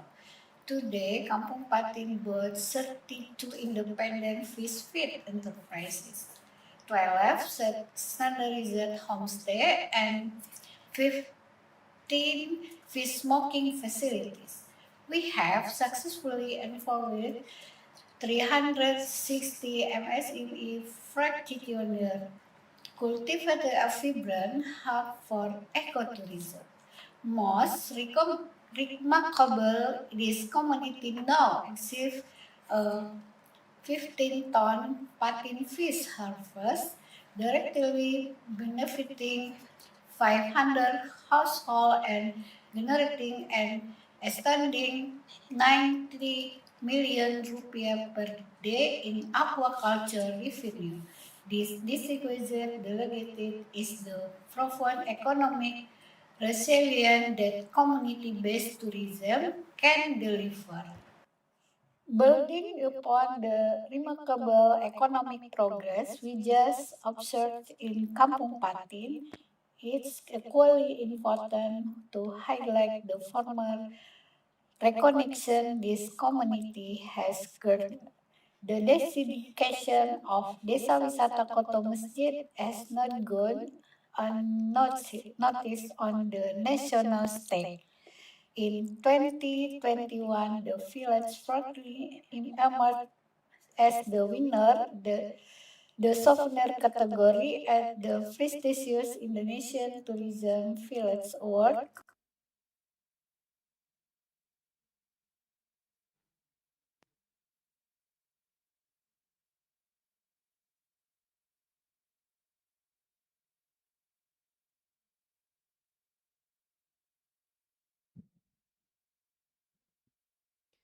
Well, thank you very much. Uh, yeah, please give applause for the video presentations. Okay, some of the, maybe it's because not actually in a whole presentation, some of the point that I noticed here is that the first is the point that community is the main power in achieving sustainable and resilient tourism, because community is involved in the process of planning and decision making, and it can be through by the capacity building of the local or human capital. Uh, Thank you very much. That's the end of the first session presentations.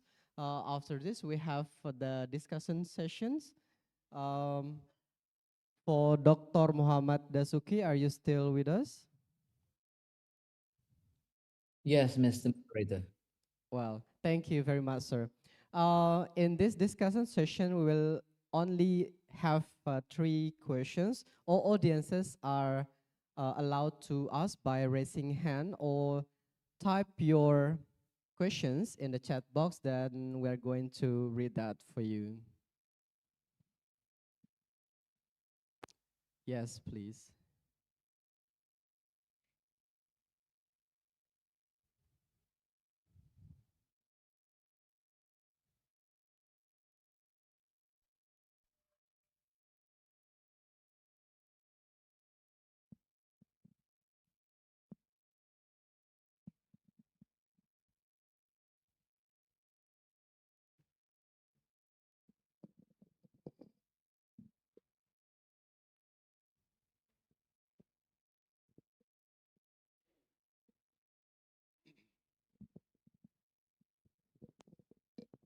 Okay, so good morning. Well, I really want to talk directly to Ms. Janet. Okay, so here is such an interesting thing that I note. Currently, Lombok is widely promoted as the second Bali, as you said, and which is currently exciting for me. But however, I am concerned that it may eventually face the same over-tourism issues as Bali. And in this context, how can community-based tourism or CBT genuinely functions as a safeguard to ensure that tourism development in Lombok remains sustainable and communities driven, rather than being dominated by external investors? Because as I can see right now, especially in Central Lombok, investors are building so many modern tourism or building here and there. And thank you so much. Thank you. Thank you for your very interesting question. Of course, this cannot be answered in a few minutes, but it is food for thought for all of us. It's a really interesting question. So, yeah, a large part of this depends on the policymakers, on the authorities. So, as students of tourism, there's also a task for you already now and in the near future to form a lobby to make the authorities aware of the dangers of over-tourism and foreign investment. Because your strong point, and that became clear from several lectures, is your authenticity. You want to remain authentic, and that's the only way forward, and that's the only strong attraction. And if you get too many foreign investors, this may hamper your authentic building of tourism and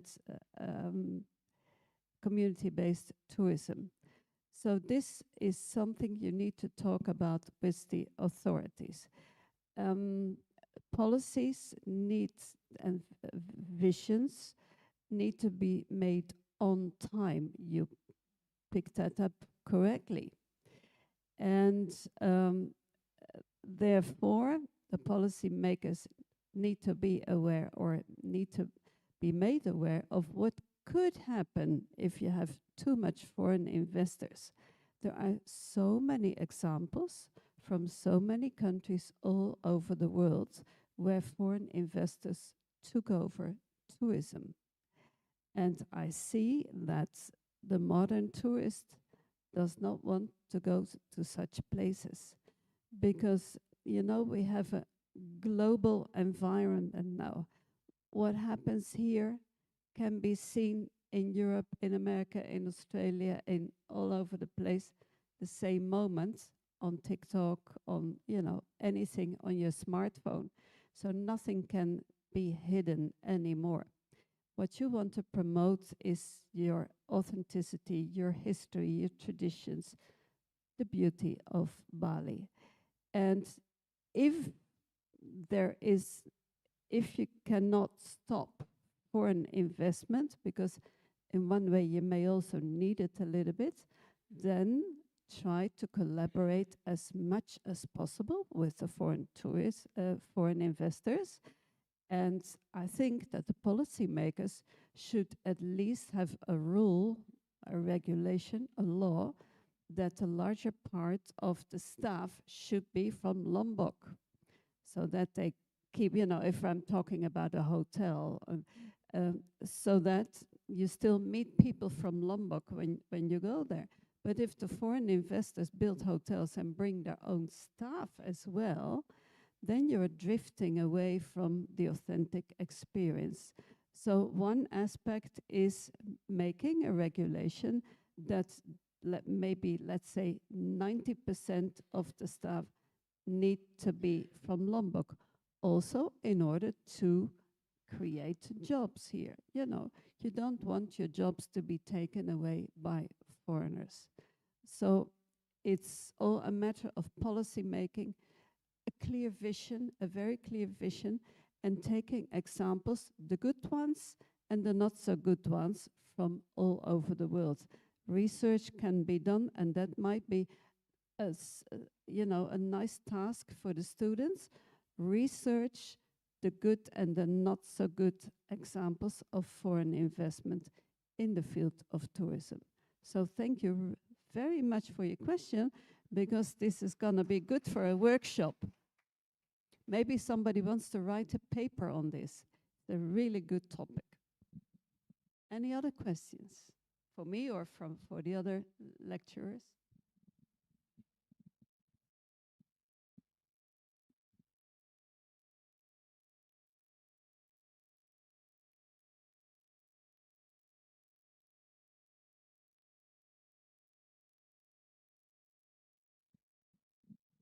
Well, is there any more questions?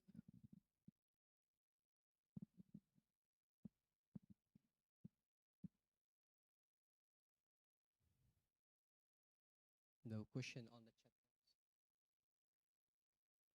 Well, I think since only one questions we got, we have to say thank you for our presenters, the honorable keynote speakers, for the online and the offline one. Once again, give applause for all of our speakers on the first sessions. Thank you very much, Ms. Zenet. And next, we are going to heading to the second sessions of the presentations. On this second session, we will have the internal lecturers. They are first Dr. Iwayan Suteja Empar, and then Danu Satria Prayuda Empar, Igede Widya Suputra Espar MPD, and Dr. Mawar Junita MPD. And I would like to say thank you to Ms. Zenet. Yes, thank you very much. Yes. Terima kasih.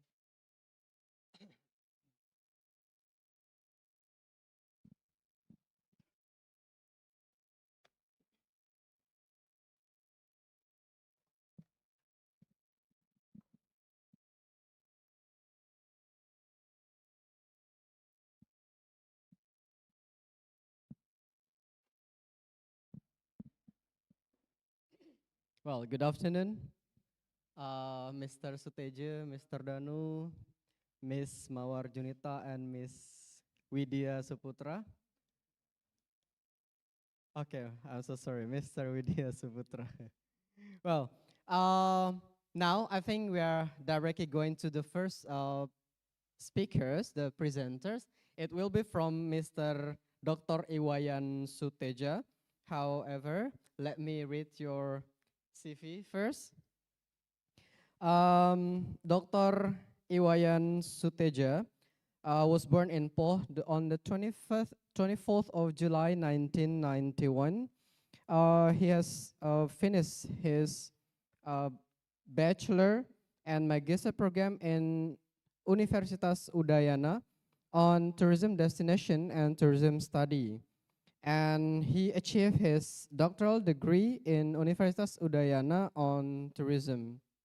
He has some professional training, where some of them are the assessor competency training and then teaching competency training. He has also published a lot of academic paper and article, which one of them is on ecotourism management based on ecological and social resilience to support sustainable tourism in Gili Trawangan, North Lombok.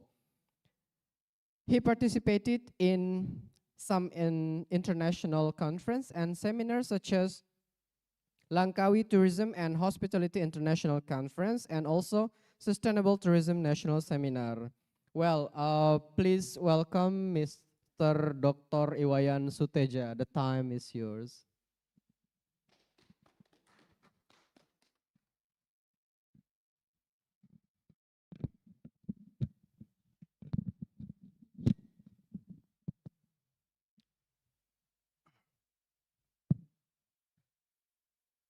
Good afternoon, everyone. Assalamualaikum warahmatullahi wabarakatuh. Om Swastiastu, Shalom, Nama Budaya, Salam Kebajikan. Thank you for our moderator, Mr. Ulvan Mulyawan, and Honorable Mr. Halus Mandala M. Hum as our chairman in STP Mataram.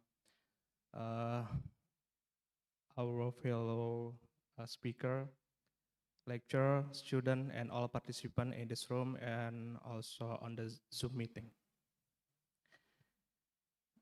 I am truly honored to be here, standing here today in great moment in international seminar with the inspiring topic, resilient and sustainable tourism.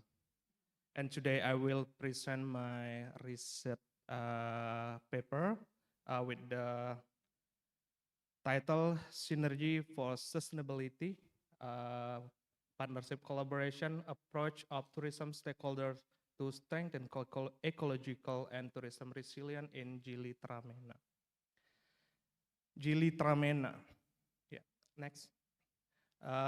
Gili Trameena, Gili Trawangan, Gili Air and Gili Meno is one of popular tourism area in north of Lombok. Gili Trameena also have the stunning success in the story in tourism in north of Lombok, but the success story is come with at cost. As one of Lombok's most iconic destination in Gili Trameena has achieved a global popularity, and with that popularity also have come with the benefit for the tourism industry and also for the local community. But while tourism drive the local economy, it is come also with the create with the environmental consequence like the mounting waste litter, over exploitation of the natural resources, and damage to the coral reefs. Next. And this is the critical issues in Gili Trameena, especially in Gili Trawangan, with the has a land area only 340 hectares. The waste production reaches 18 tons per day, and it can increase to 25 tons in this peak season. And the composition is 60% of organic and 40% unorganic waste. It's only 20% capacity can be processing. So Gili Trameena also record the 2,364 square meter of coral reef damage in 2024 and drive likely by coral bleaching from both fuel and sunscreen runoff. And while the septic tanks across the island also treat to contaminate of the groundwater. Next.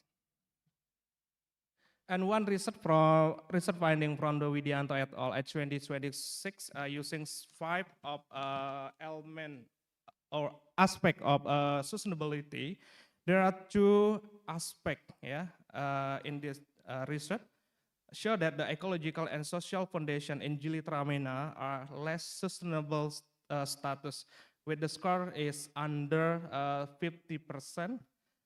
And from this issue, without fast action by the government or by the government in north of Lombok, it also can make institutional and then the other aspect, infrastructure and the economic strength will also collapse. So we need the holistic approach, not just top-down regulation, but also the collaborative partnership action.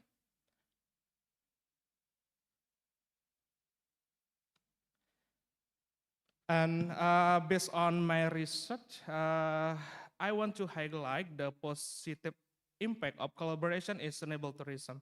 When we combine the active participation from different stakeholders, especially in Gili Trameena, including the participation, including the North Lombok Regency government, tourism business, and then academician, local community, and also the non-government organization. And we have a great example, Gili Eco Trust, which contribute to conservation, environmental education, and structured sustainability program. Meanwhile, the organization like the Environmental Care Community Front and Gili Diverse Association also focus in maintaining of terrestrial and marine environment. And through their collaboration, Gili Eco Trust and Gili Diverse Association have successfully to implemented the biorock of technology to coral reef restoration. And this innovative approach not only accelerate the coral growth, but also increase the reef resilience in Gili Tramena. Next. And based on collaboration, we have 5 strategy steps for the ecological resilience in Gili Tramena. The first strategy is strengthen the regulation on spatial planning, zoning, and development of restricts of implementing strict rule on environmental carrying capacity. And then the second the second step is empower the community organization, particularly is tourism awareness group in Gili Indah village. And then the third step is education to the community in Gili Indah village. And number 4 is require business actor participation to implementing of sorting system, waste sorting system, especially in the accommodation and also in the restaurant. And then the last strategy is communication forum. And this ring from strict regulation to empowering local communities. The step number 5, communication forum, is one of a critical step to platform for the knowledge exchange and then trust and share information and decision making for the stakeholder. And it's also as a platform to transform collaboration from uninformal activity into institutional mechanism for the adaptive management. Next. Yeah, and a framework resulting from this research. This framework is called Gili Tramena Ecology and Tourism Multi-Stakeholder Collaboration, or GTEC. And this framework also divided into 3 main of capabilities stakeholder, consisting of steering element for the first stage, and then the second is technical management, and the last stage is supervisory board. For the steering element with the key stakeholder, regional government of North Lombok Regency, with the main roles is a policy facilitator and the control system, and provider for tourism facilities and maintenance, and also establish the regional program. And then the second government, local government of Gili Indah village, with the main roles, promote the community awareness in the areas, and then intermediary between the local community and the local government, and implementer of the environmental control in the Gili Indah village. And in steering element, the third stakeholder is tourism organization with main role intermediary between the government, community, and business actor, and also as the coordinator for the tourism forum. And then the second stage, technical management element with the key stakeholder. There are 6 of stakeholder. Number 1 is tourism utilities and infrastructure provider, with the main roles is driving environmental awareness campaign for tourists and also for the workers, and founding the environmental sustainability program through the corporate environmental responsibility, or CER. And then number 2, small enterprise, with the role to provide small scale business with environmentally friendly product and services. And then number 3, supplier, with the role maximize the contribution of environmentally friendly raw material and equipment for the industry and distribute the supplies with the minimal waste. And then the 4th, transportation services provider, with the role to organize visitor movement and comply with the transportation zone and map marine areas. And then number 5, educational, with the main role to develop research related to ecology resilience, environment education, and also sustainable tourism guideline. And then the last stakeholder in this element is tourist or visitor. The role is comply with environmental regulation and also provide the constructive feedback to the Gili Tramena management. And then the last stage is supervisory board. Yeah, and this element there are two case stakeholders. The number 1 is community, local community. Sorry. And the roles for local community is to maintain the local wisdom and also culture regarding environmental conservation values and being a role model for the tourists in their daily behavior and also implementing the sustainability program in the household. And then number 2, non-government organization or NGO to facilitate the collaboration between the community and the other stakeholder, control and ensure the implementation of environmental sustainability, and also monitor the performance of the other stakeholder collaboration forum. Next. Yeah. And from this research, we have a conclusion, the beauty and economic of Gili Tramena are at crossroads. So the GTEC framework offer the practical and also a research-based roadmap. And by formalizing the collaboration and classifying the stakeholder roles, we can transform the crisis into the opportunity for the tourism resilient and also sustainability. And ecology resilient in Gili Tramena can be achieved when the synergy between the government, industry, and community, and then also strong institutional framework,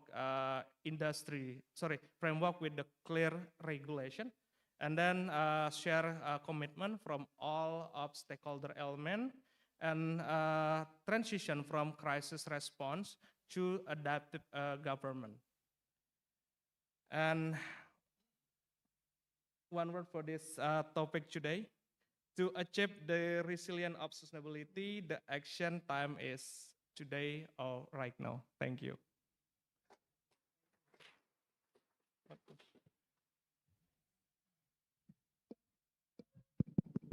Thank you very much, Dr. Iwayan Suteja Empar. I just realized that the Trimena stands for Trawangan, Meno, and Air. Okay, not air. Okay, okay. Some of the point here is that the stakeholder collaborations take a crucial role in effort of strengthening ecotourism in Gili Tramena through the strong regulation, empowering community, educating them, involving the business actors, and building communication forum. So it resulting the exclusive formula called GTEC or GITEC, sir. GTEC. GTEC. It is Gili Tramena Ecology and Tourism Multi-Stakeholder Collaboration. Thank you very much once again for Dr. Suteja. Now, we are moving to the next speaker. We have Mr. Danusatria Prayuda. However, let me read your CV first. Mr. Danusatria Prayuda is a magister in tourism. He has been working in cruise line, in Royal Caribbean in Florida, America, right? And then He is a lecturer of Sekolah Tinggi Pariwisata Mataram and also teaching in some of the training centers. He took his bachelor program in Universitas Hamzah Wadi Lombok and his magister in Universitas Udayana Bali. Well, please welcome Mr. Danu Satria Prayuda. Time is yours.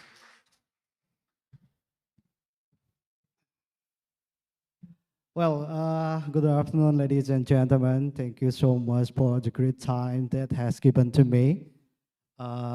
First of all, the Honorable, the Governor of West Nusa Tenggara Province, Mr. Dr. Haji Lalu Muhammad Iqbal MSc. The Honorable, the Principal and the Chairman of Mataram Tourism Institute, Mr. Dr. Halus Mandalam Hum.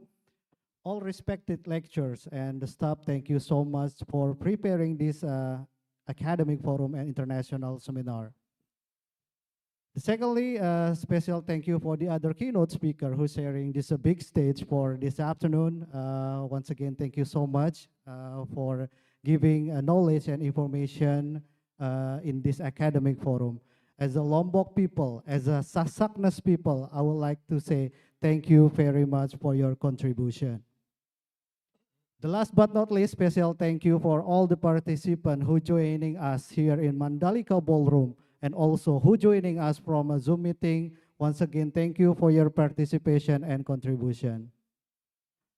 Well, my topic today is weaving resilience, local wisdom, and community-based practice from Festival Alunan Budaya Desa Pringgasela as a model for sustainable tourism destination.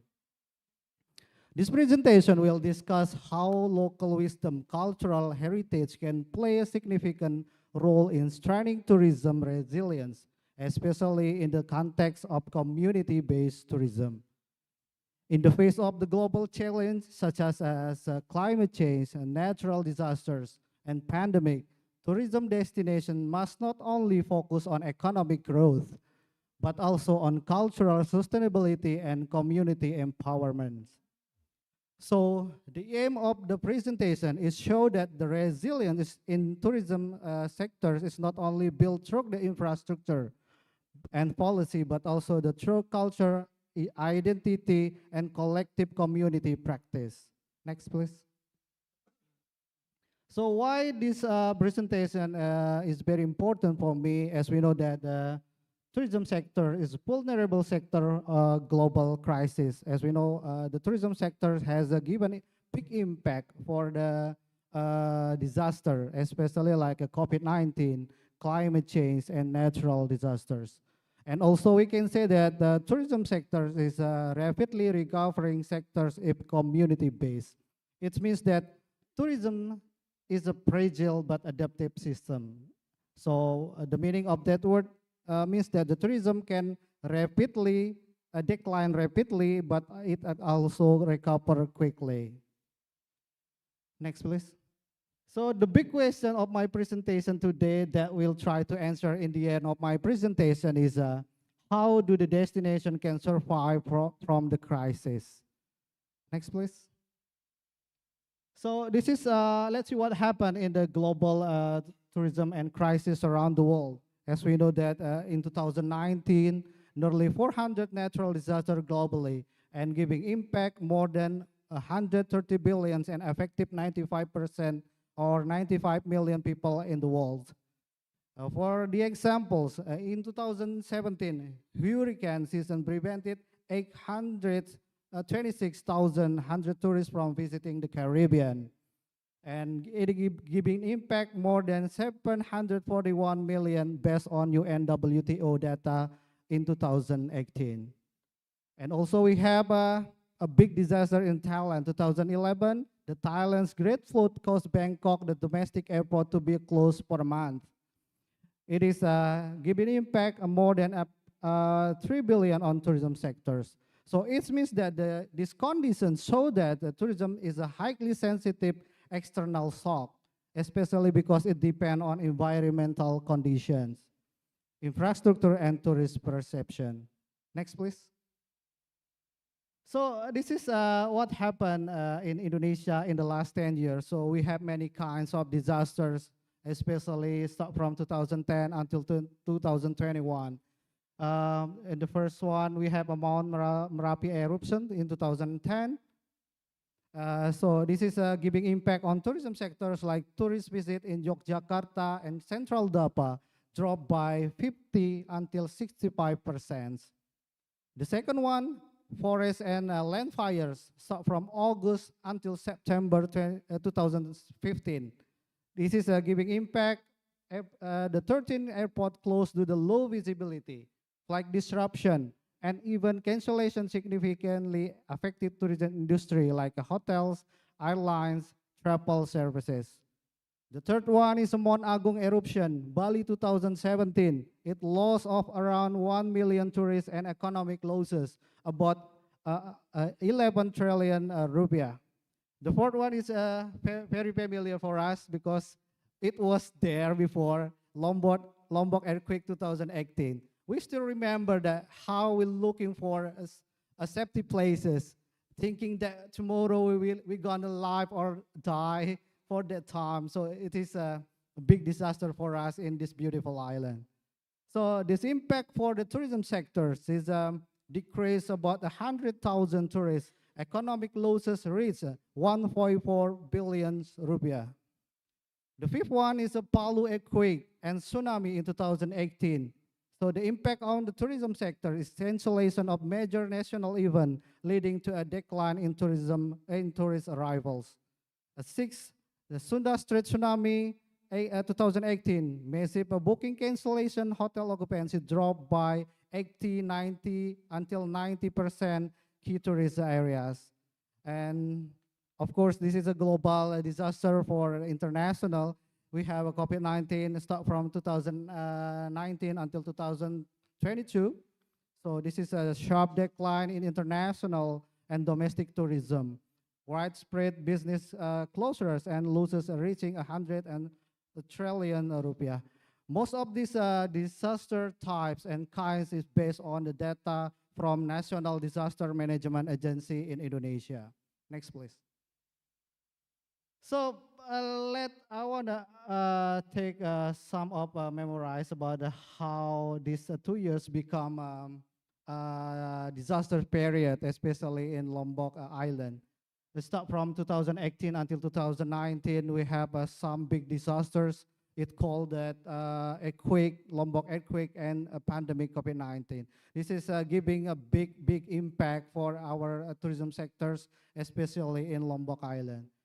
The first one is 2018. We had severe damage to tourism facilities, hotel and road access, and also a drastic decline in international tourist arrival due to the tourism crisis.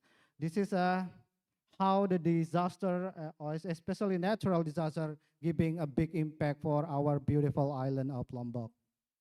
The second one is COVID-19. So this is giving impact also for hotel occupancy rates in the key areas such as Senggigi and Gili Trawangan dropped to below 10%. 1,000 of tourism sectors workers temporarily laid off or manually terminated. Next, please. So in 2018 until 2019, Lombok tourism sectors has two kinds of impact for the natural disasters. The first impact is a direct and indirect impact. The direct impact in 2018, earthquake destroyed physical infrastructure, while the COVID-19 pandemic delivered a severe blow to the operational and economic aspect of Lombok tourism as a whole. Next, please. So many reasons why the tourism sectors is become vulnerable to the disasters and the crisis, but I took two as an example for this presentation. The first one is based on UNWTO 1998, say that tourism development tends to be concentrated in the areas are exposed to natural hazards, such as coastal lines, island, river valleys, and mountainous region. It means that most of the tourism sectors or tourism destination is developed in natural hazard. So it can make a high risk of this destination. The second one is climate is a closely linked to the tourism. Okay, we can move to the next slide, please. Okay, this is how the United Nations explained that there are two kinds of impact for tourism sectors based on disasters. The first one, disaster can give a direct impact and indirect impact. The direct impact can be shown that like a damage building, infrastructure, and cultural and natural asset, and etc. And indirect impact interrupted that flows, good or service disruption to the utilities, decrease access of finance and reputational damage, and etc. It means that most of the impact, even direct and indirect impact, can giving a loss of earning from income, revenue, and the jobs. So it will be changed for the GDP, balance of payment, and etc. Next, please. So to minimize the impact or negative impact of the disaster, we have to try to find a concept of the tourism. So here, the concept of tourism, it's called that resilience, which is the tourism resilience is the ability of the destination to withstand, adapt to, and also recover from a crisis. Next, please. So this is how the tourism recycle developed by World Bank in 2020, which is to minimize the impact of the disaster in tourism sectors. We have to know 6 indicators of that. The first thing that we can do is understanding the risks, planning and prioritization, mitigation and preparedness, response and recovery, long-term and resilience actions. That is how World Bank developed a concept to minimize the high-risk impact of the disaster on the destination, especially in tourism sectors. Next, please. Okay, this is a 3 main function why the resilience is very important for the destination. The first thing that they explained that the resilience can minimize the losses. It means that the tourism sectors can reduce the negative impact during a crisis, especially economic, social, and operational losses.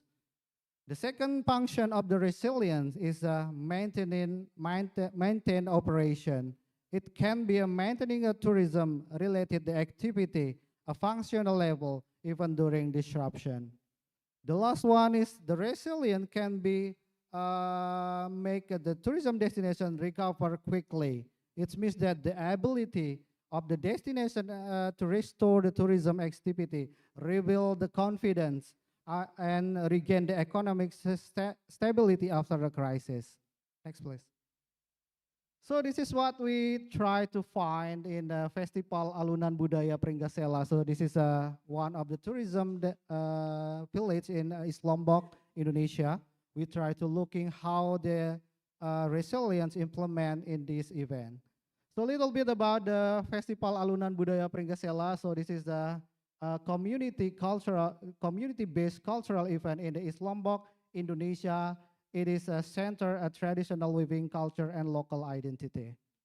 So this festival has a function, a cultural attraction, a platform for heritage preservation and drive for local economic activities. So the most attraction in this festival is they have more than 2,000 weavers, the people who create the handwoven or the textile. And also they have cultural parades, traditional music, ritual, and also live demonstration of weaving. The platform for heritage preservation means that the weaving skill are passed down from older to younger generation through directly practice. Driver of local economic, this event is or the local artisan produce a handwoven textile that are sold to the tourists, collectors, and the local markets. Next, please. So this is what we found in the Pringasela Tourism Village. This is how the festival contribute to the tourism resilience in the three main aspects. So the first aspect that they implement for this event is the social resilience. It means that the festival strengthens the community cooperation, participation, and solidarity. The second one is a cultural resilience. It preserves that traditional weaving practice and ensure that knowledge transfer between generation to generation.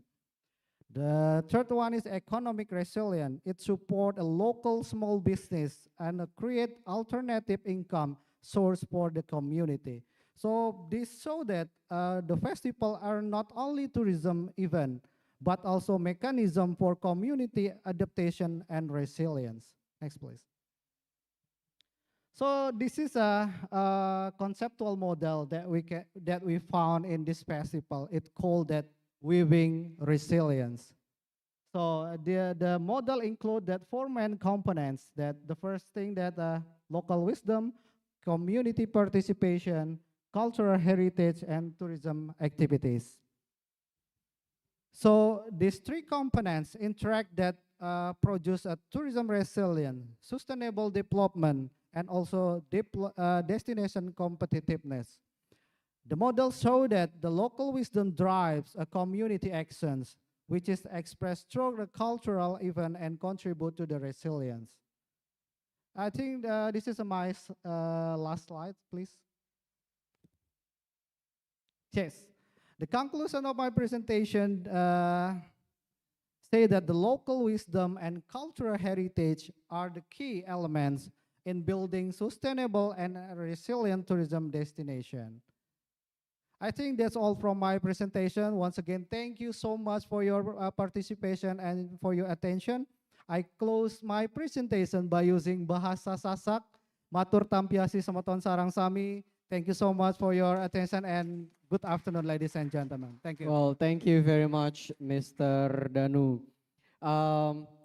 It proves that resilience can be developed or shaping by the local wisdom and cultural heritage. It's proof by the festival that contribute to the social, cultural, and economic resilience. Thank you very much, Mr. Danu. Now we're going to the next speakers. We have Mr. Widya Suputra, MPD. Mr. Widya is a lecturer in Sekolah Tinggi Pariwisata Mataram and also teaching in some of the training centers. He has finished his Master of English Education in Ganesha University of Education in Singaraja, Malaysia. He has been certified on some of the education and service fields.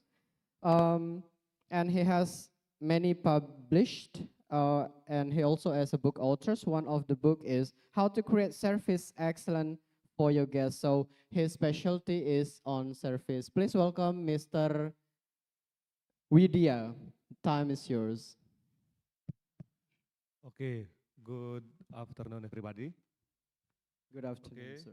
Good afternoon, distinguished professor, respected speaker, honor guests, and lovely participants. It is a great honor and privilege for me to join this international seminar. Okay. My topic is about service quality, guest satisfaction, and global standards in the hotel industry, evidence from Lombok, Indonesia. Introduction, Lombok is a priority tourism destination in Indonesia with strong growth. Domestic tourists dominate more than 1.2 million in November 2025. International arrivals recovering. Hotel occupancy rate 38% up to 49%. Rapid expansion of hotel, international and local in Lombok, increasing competition. Like international brand in Lombok, like Marriott International, for example, brand luxury collection, the Sira Luxury Collection Resort and Spa, Seraton Senggigi Beach Resort. Accor Group, France, like Pullman Lombok, Merujani Mandalika Beach Resort, Novotel Lombok Resort and Villas. Oboroe Beach Resort Lombok, and the next Grand Melia Lombok, Spain, Swiss Bell Hotel. Local brand like Archipelago Internasional, Sudamala Resort, and Lombok Astoria, etc. Service quality becomes a key factor for competitiveness. Service quality dimension like tangibility, reliability, responsiveness, assurance, and empathy, in which service quality strongly influences guest satisfaction and loyalty. Empathy identified as the most influential factor. The research aim.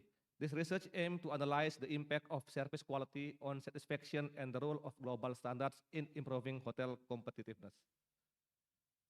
So there is like service quality, 5 dimension like tangibility, cycle facilities like the cleanliness, grooming, hotel facilities, reliability, consistent service like how to create excellent check-in and check-out, responsiveness like how to handle guest complaint, assurance, empathy.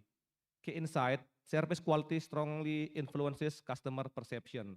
Empathy and emotional factors play a critical role in hospitality. In Lombok, empathy is the most influential factor. Okay, next. Okay, research design this approach about quantitative and case study or mixed method. Quantitative measure relationship statistically, and case study focus on Lombok as an emerging destination. Okay, discussion and implication. Okay, sorry, key findings. So about service quality, significant positive effect on guest satisfaction, P less than 1.15, sorry, 0.05.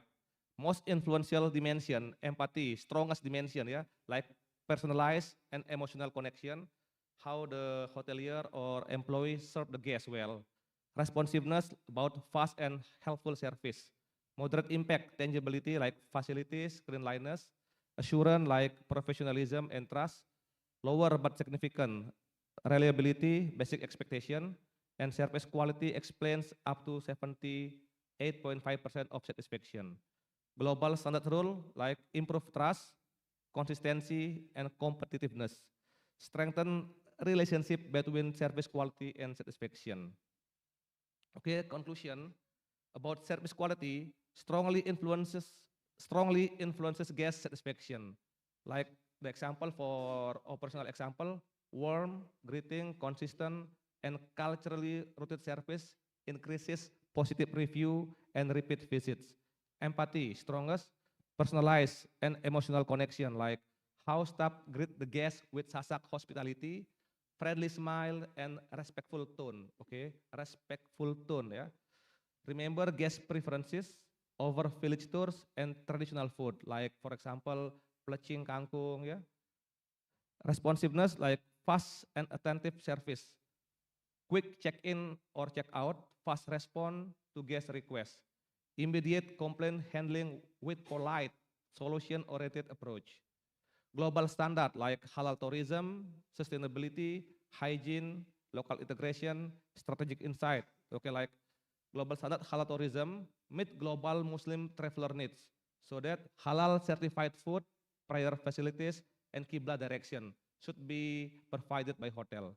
Sustainability like support eco-friendly operation, use local materials, reduce plastic, and eco-friendly amenities. Yeah. Hygiene like ensure safety and quality, high cleanliness and sanitation standards. Local integration like create authentic experience like sasak attire, traditional welcome drink, cultural storytelling like storytelling about Putri Mandalika, Mandalika Prince, about Gunung Rinjani or Dewi Anjani, and etc. Strategic insight, combine global and local approach, international service system and sasak hospitality experience. Overall goal, achieve high guest satisfaction, service excellence plus human centered plus global standards. Okay, that's all from me. I hope this topic can provide us like inspiration data, yeah, to create good discussion. Thank you very much. Thank you very much, Mr. Gede Widya Suputra, Empar. So local wisdom can be, taking the local culture and local wisdom to provide the quality service that touches the global standard. Now, the last speaker, we have the one and the only, Dr. Mawar Junita. She is a lecturer. She was born in Aceh Utara on the 23rd of 1982. She finished her magister degree in Faculty of Teacher Training and English Language major in Syah Kuala University, Banda Aceh. And she finishes her she graduated from her doctoral program in Tourism Destination Management in Udayana University Denpasar, Bali.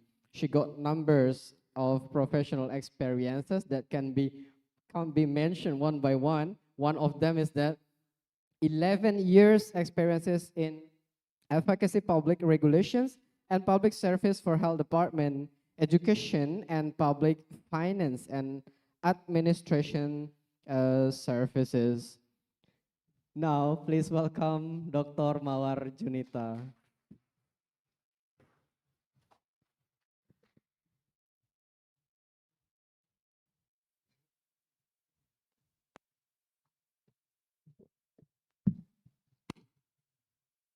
Right. Good afternoon, everyone. It will be the Good last afternoon. one of keynote speaker and with the last participant. All right, before I start my presentation, let me express my respect for the moderator who are giving me the opportunities and time to speak today, and my high respect to the head of tourism, colleague Mataram, Dr. Halus Mandala, and all distinguished presenter and participants who are present today in the seminar International in STP Mataram. All right, today I would like to share a simple idea about how local service can grow into a global standard.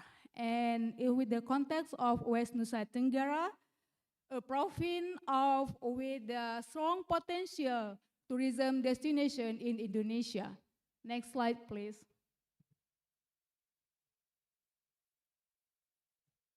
Next slide. All right, when we talk about the context, to begin with, let us look at the current situation of tourism today.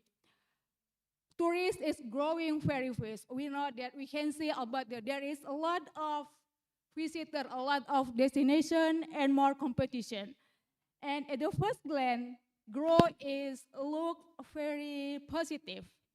But on the other side, however, we have a lot of challenges that we need to face in this tourism area. If we grow with sustainable, we need to improve our local service, our competitiveness, and about the quality standard. Because today, tourists is not looking for the beautiful place, but they are looking for the experience tourism. Next, please. Now let's talk about the global trend. Around the world, tourists are changing. Their expectations are becoming higher and more complex because they are not looking about the beautiful places, but they are looking about the meaningful experience. And they want to connect it with the destination, and it's like they are not less a visitor, but they want to connect it with the destination because they are looking now. It's about the meaningful experience. It's not about the beautiful place in every destination that they can visit. And next is about the challenge. However, we look at the local level, we still face several challenges. In many destinations, service is not yet consistent. Quality is not always standard. So there is still a gap between what the local offer and the global tourist expect. So this gap actually become a challenge, but also opportunity for the improvement. And so, next please. When we talk about the sustainable hospitality, So what is the solution? One important concept is sustainability hospitality. This concept is not only about the business, but about its balances. So balance between economic growth, environmental care, social value, and also about the culture. Tourism now is not only about growth, but also less for the future. Next, please. Before we look outside and we are first look the inside, West Nusa Tenggara now has strong potential. We have a rich culture, we have strong community value, and also we have a beautiful nature.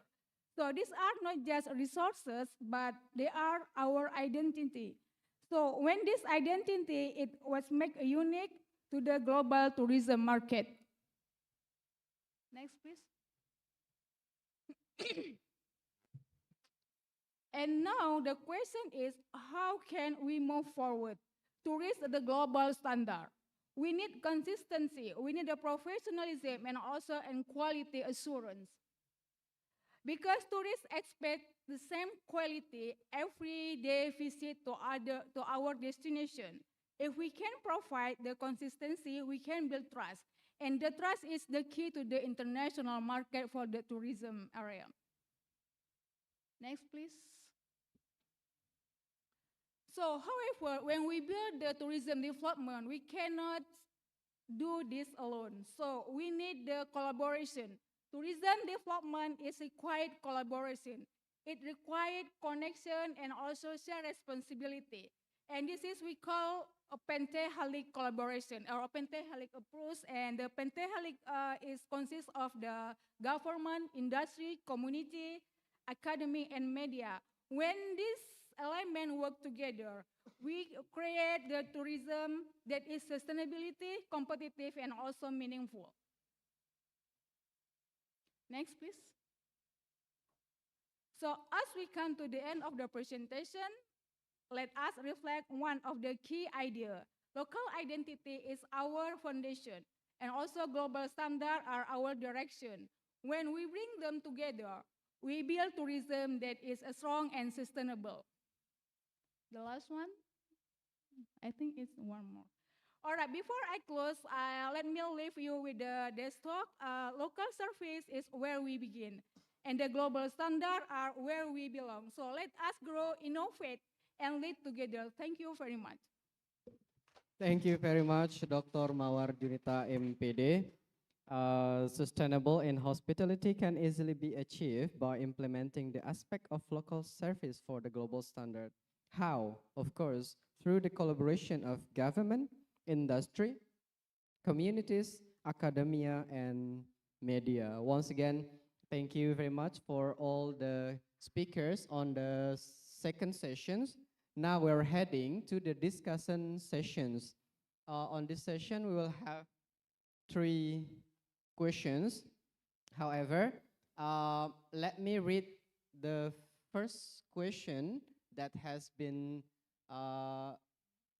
taken from the chat box. It's from Mr. Dede Rohman.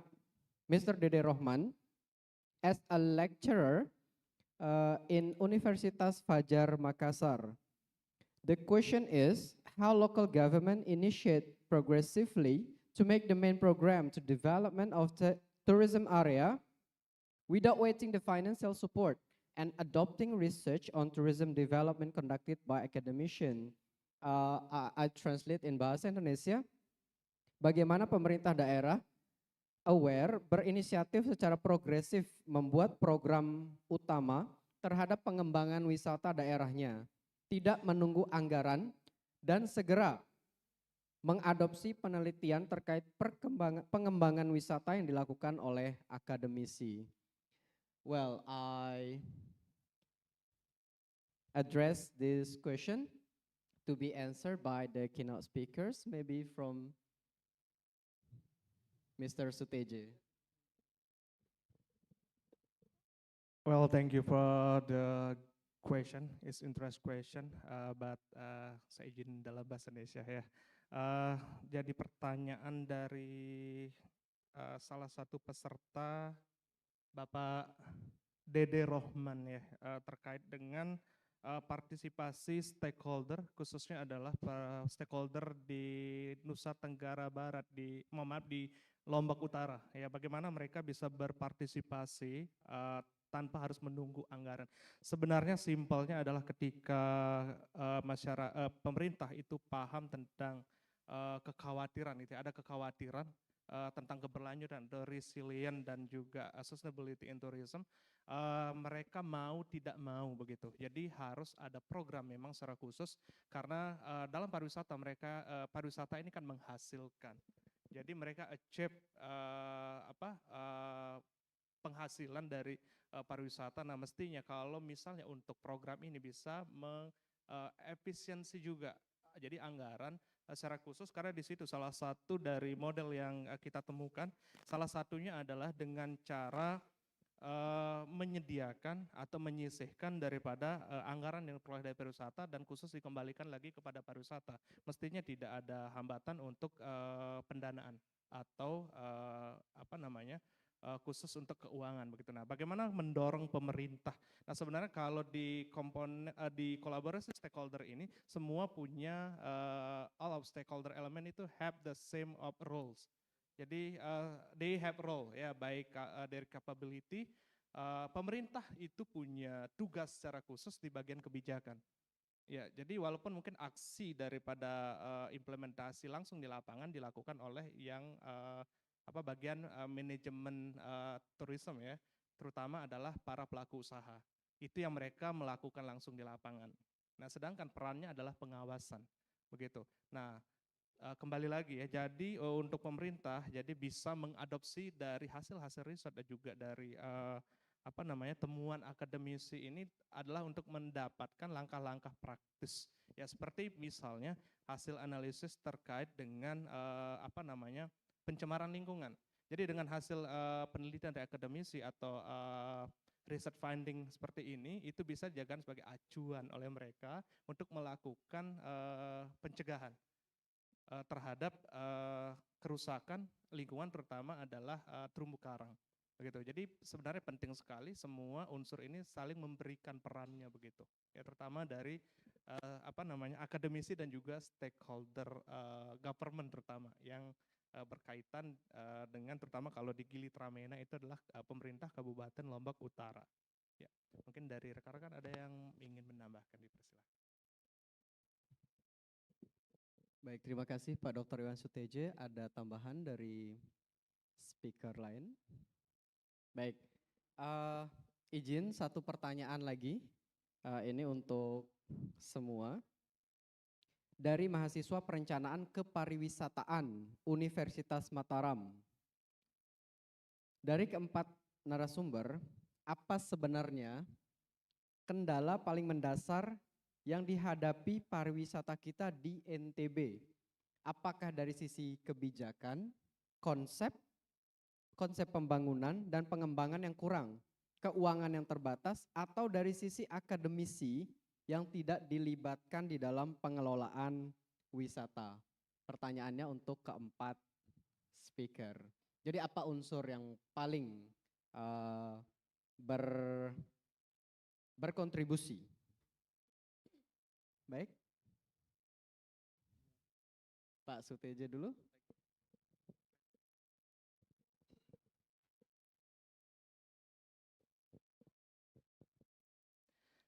Okay, thank you. It's interest question from Afri, yeah, from Mataram University, student from Mataram University. Masalah utama atau main problem in West Nusa Tenggara tourism. From me, for the resilient and sustainability, the problem is commitment. Yeah, commitment from the all of stakeholder. We have regulation, and then we also knows that if all of stakeholder element know there's rules, but maybe in reality, yeah, they don't have not have the commitment, yeah, to continue and also sustain the program, also the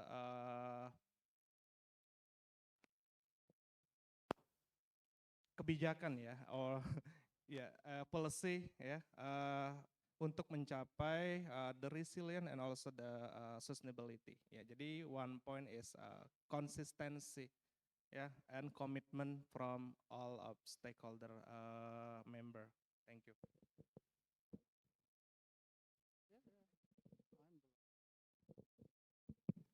All right, thank you for the question. From my perspective, there is the main challenges in tourism development in West Nusa Tenggara. Behind about the regulation is also about the capacity and also consistency and coordination between the stakeholder, and also we call it like the collaboration in the pentahelic. So it's more important when we build the tourism, the sector area, so pentahelic coordination is more important, and also about the human development, resources, and local community to increase capacity building, how they can, their capacity about the knowledge about the how to the development about the tourism. And the first is about human resource capacity still need improvement behind the regulation. And also service quality is not always consistent, and we have to concern about it because we are thinking about the global standard from the local service, right? So we need to concern also about the capacity building for the human resource. I mean, it's like the local human resource. Thank you. Thank you, Dr. Iwan Suteja and Dr. Mawar Junita. Well, is there any additional answer? Okay, it's a great question from a student of Mataram University. For me, in my opinion, what is the most challenges problem in tourism sector, especially in West Nusa Tenggara Barat or West Nusa Tenggara Province, I mean, is how to make a connectivity and accessibility for the outsiders. It means that the government should try to develop that the accessibility from the people from outside to come to Lombok easier. As we know that the flight ticket is more expensive from Lombok to Yogyakarta than from Lombok to Malaysia on the other countries. So this is a big challenge for us, especially in West Nusa Tenggara Barat. Means that the government should know about the basic problem, especially in our Lombok Island. So the connectivity and accessibility is very important for me because this is how the Lombok Island will know by the people overseas is very important for me. So this is what we have done and we did, especially for me. And when I was working in the cruise ship, in the Royal Caribbean, I met a lot of people in the cruise ship, and I tell them how the beautiful Lombok is, how the Lombok is a potential island to develop in tourism sectors. I think that's all from my opinion, and thank you. Thank you very much, Mr. Danu MPD. Mr. Widya, do you have something to say? Okay, thank you. Okay, jadi in my point of view ya, the first thing is like branding identity ya. We have to create what is the branding identity for Lombok ya. For example, in center Lombok there is Mandalika. So we can create Mandalika as the central of star hotel. In North Lombok like Geopark Rinjani, in Gili like Ocean ya, like wisata bahari. Maybe in Mataram like heritage ya, so we can classify it ya with regulation. So there is qualified tourist destination in Lombok like that. Thank you very much. So local identity must be managed well as tourist destination. That's all. Thank you very much for the response from the last speaker, Mr. Widya Suputra. Well, yes. I think we have another question. Well, I think this is the last question. From Buana, Prodi Magister Perencanaan Kepariwisataan Unram. The question, di banyak destinasi berkembang, pariwisata sangat diharapkan mampu mendorong pertumbuhan ekonomi. Namun di saat yang sama, juga memunculkan tekanan terhadap masyarakat lokal dan ekosistem. Model tata kelola seperti apa yang paling praktis untuk menyeimbangkan daya saing ekonomi, kesejahteraan masyarakat, dan ketahanan lingkungan? Baik, silakan. Mungkin Pak Danu terlebih dahulu. Takut dikira bahasa Inggris. Jadi I'm going to try to answer by Indonesian languages, so because the question is by Indonesia. Jadi apa sih yang perlu kita lakukan gitu ya untuk mengembangkan pariwisata supaya memberikan dampak ekonomi yang merata gitu bagi masyarakat gitu. Sebenarnya di dalam ilmu kepariwisataan kita sangat mengenal yang namanya community based tourism. Artinya bahwa masyarakat adalah elemen paling penting yang harus dilibatkan dalam pengelolaan daya tarik wisata ataupun destinasi. Dikarenakan kita tidak bisa memungkiri bahwa masyarakatlah yang menjadi ataupun menjadi aktor utama ataupun pemilik sumber daya.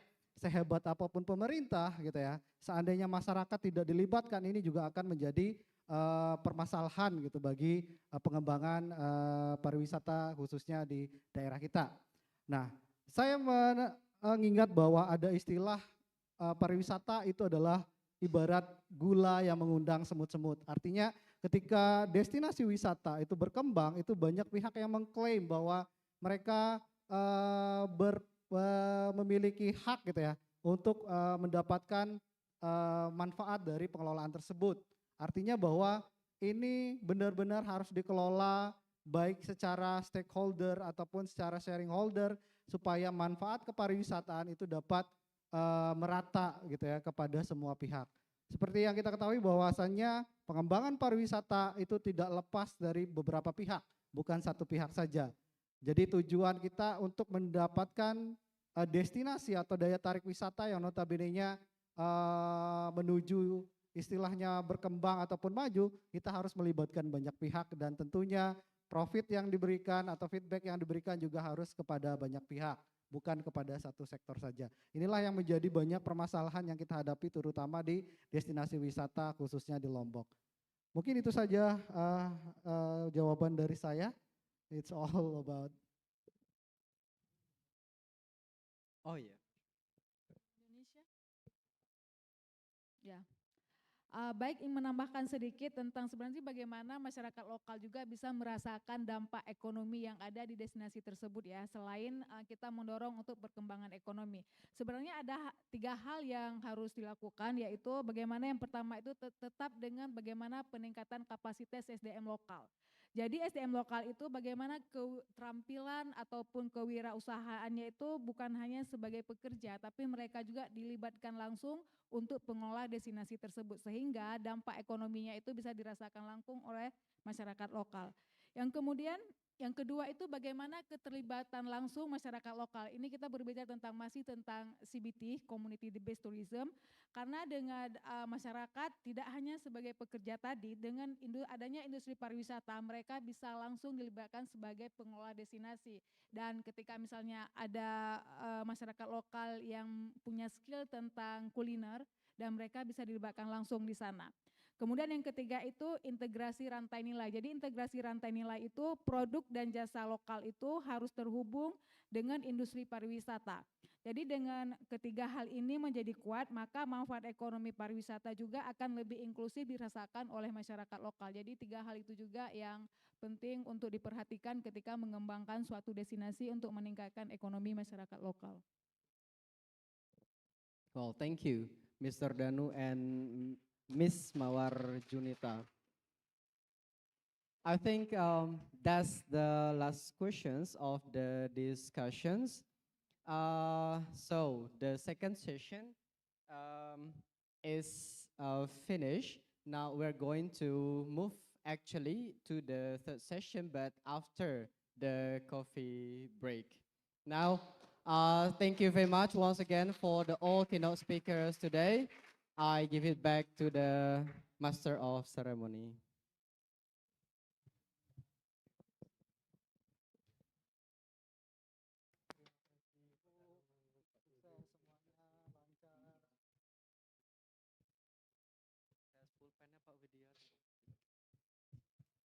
Iya, silakan.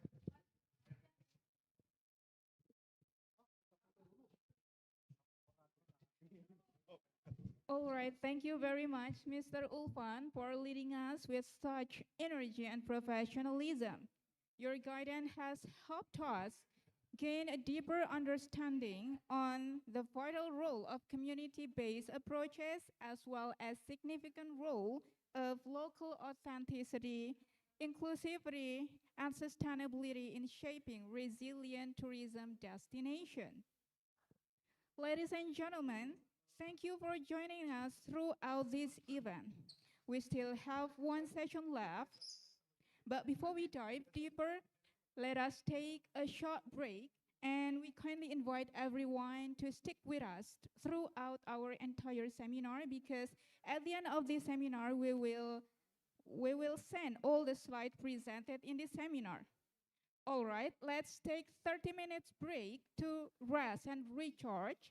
And we hope to see you here again at 1:30. Thank you.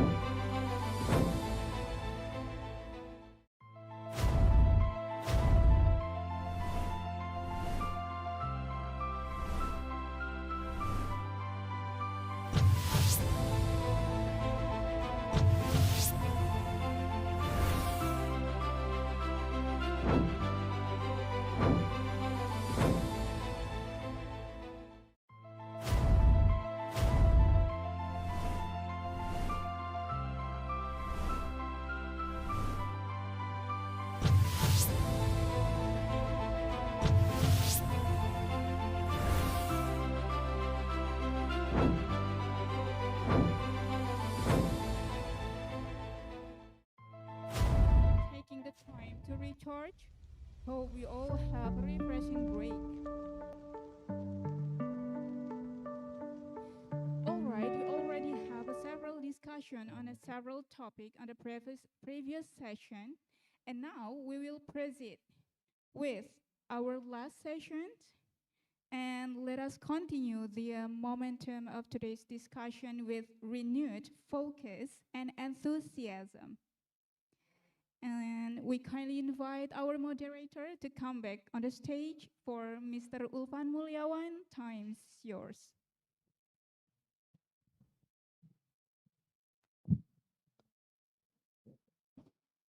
Thank you, the Master of Ceremony. Welcome back.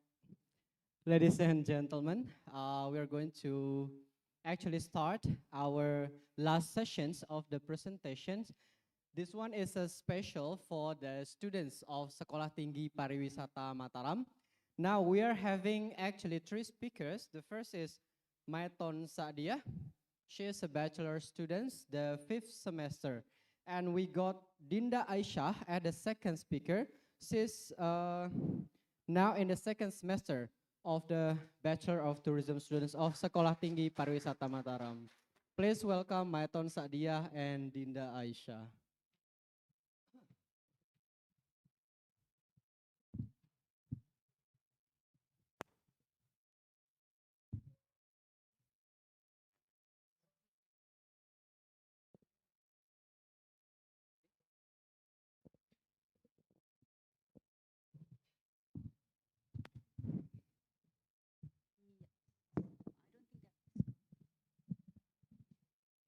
Okay, so Assalamualaikum warahmatullahi wabarakatuh. Good afternoon, everyone. Well, it's really nice to see you here. And if I can be honest, I feel very happy and also excited for today's moment. And thank you so much for all of my lecturers who give me this huge opportunity to be one of the speaker in this international seminar. So for today's topic, I really want to talk and also discuss about balancing economic growth, environmental protections, and social equity in tourism at Sade Village. Okay, the first thing that I really want to talk about is the concept of sustainable tourism. The concept of sustainable tourism means that we have to developing tourism in a way that meets the needs of tourists and local people today without harming our environment, our culture, and also our further resources. To have sustainable tourism, we need to think and also balances these three main elements, that is environmental protections, economic growth, and also social equity. Because if one of this missing out, I don't think that we can have sustainable tourism. Okay, next please. Next. All right. In Lombok itself, sustainable tourism can be seen in Sada Village. Sada Village is very special because, as we all know, that Sada Village is naturally balances the three elements that I already mentioned: the economic growth, environmental protections, and also social sustainability. And this village reflects a low-impact lifestyle. And maybe for all of you who might don't know where Sada Village is, and also what is Sada Village? Well, Sada Village is a traditional Sasak village, and the unique things about this village is they use natural material for their houses, like as you can see in the picture, like wood, bamboo, thatch, and also as you can see there, they even make the floor from the clay. And also the local it's very rely on local resources. And because of this, Sada Village is represents as eco village, and also as a model of a green tourism. And it's really good example of a green tourism, right? Where, as we know that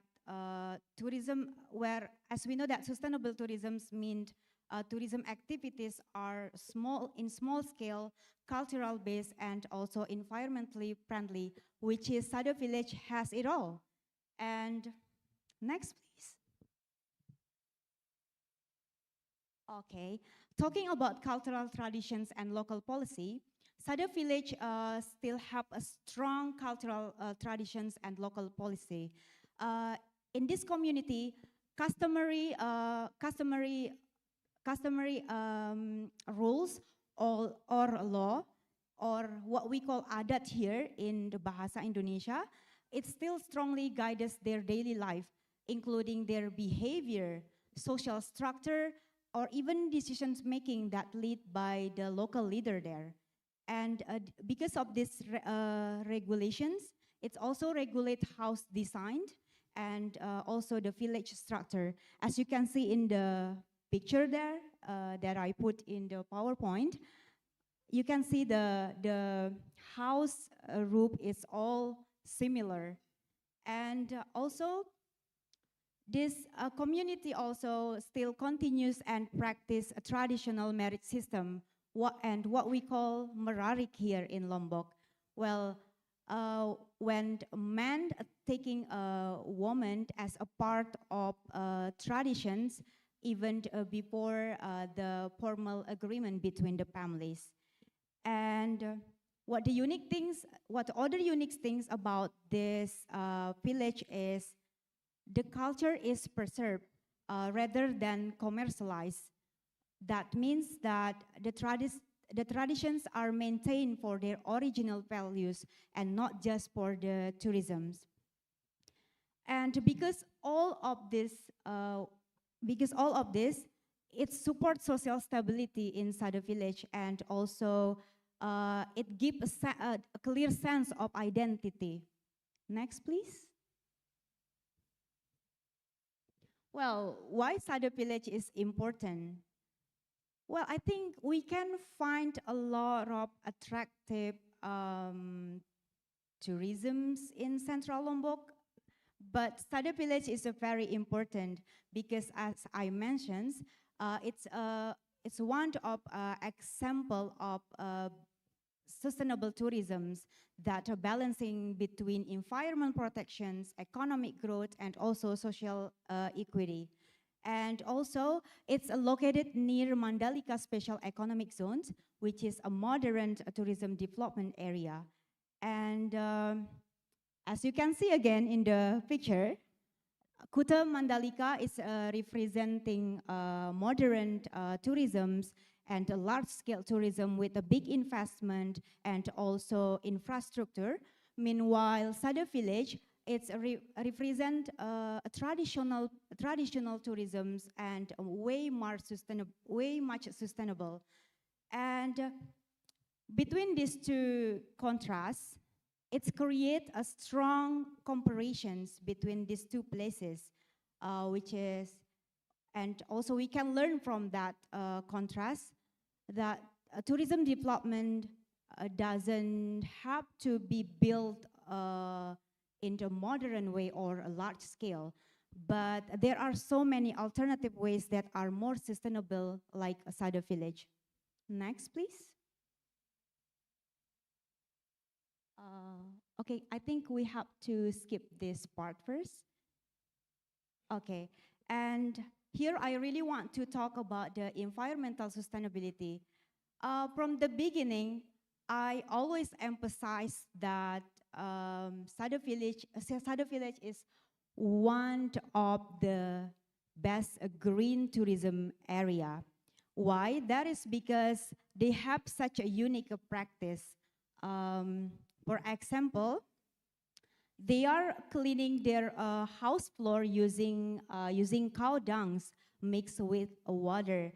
I think it might sound very unusual for us, or maybe it's a little bit weird, but for them, it's really has important functions because it can help to reduce dust, acts as a natural antiseptic, and also keep the floor cool.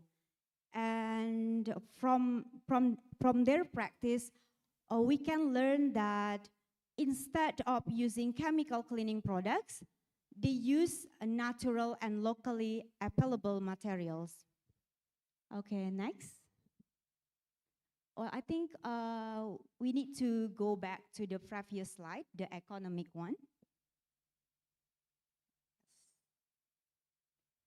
Yes. Okay, thank you. Here, I really want to talk about tourism economic.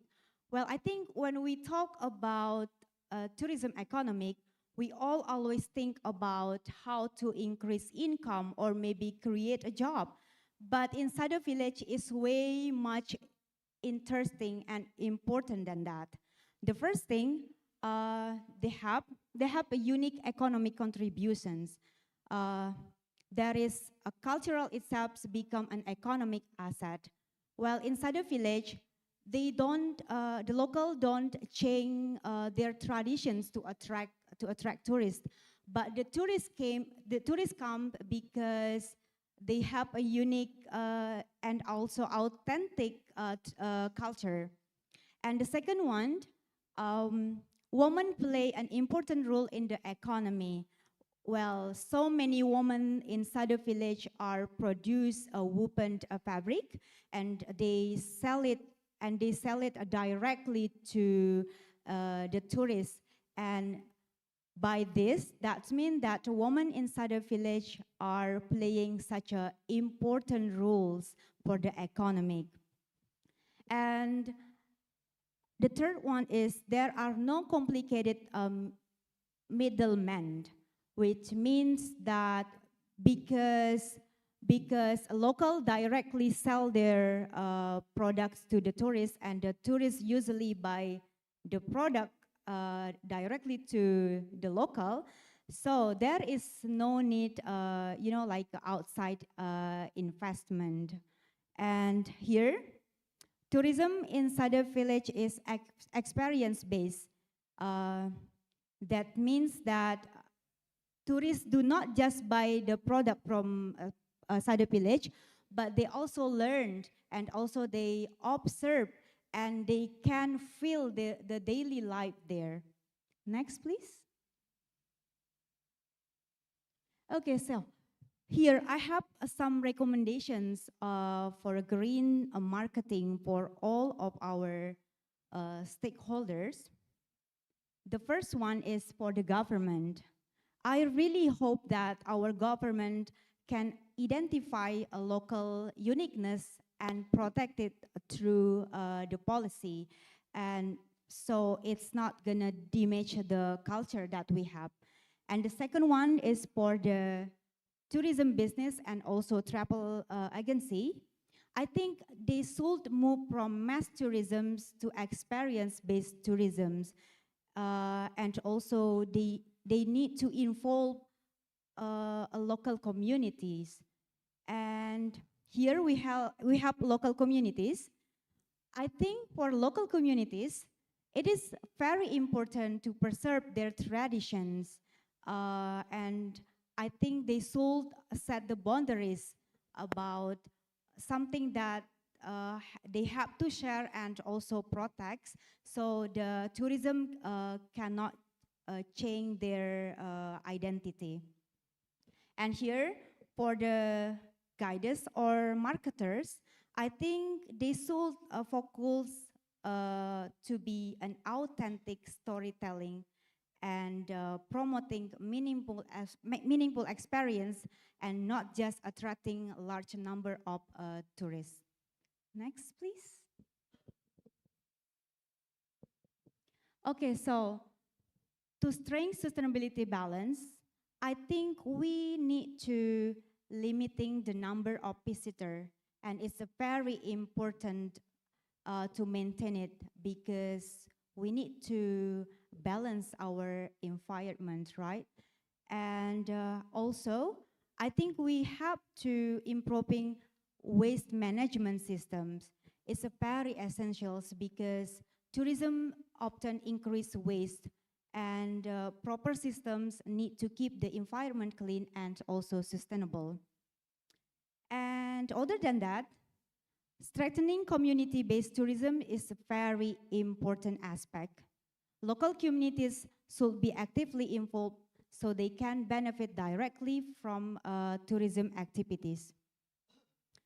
And also, it's a very necessary that tourists need to be educated because they need to understand about the local culture that we have and the environmental values, so they can behave so they can behave respectfully and also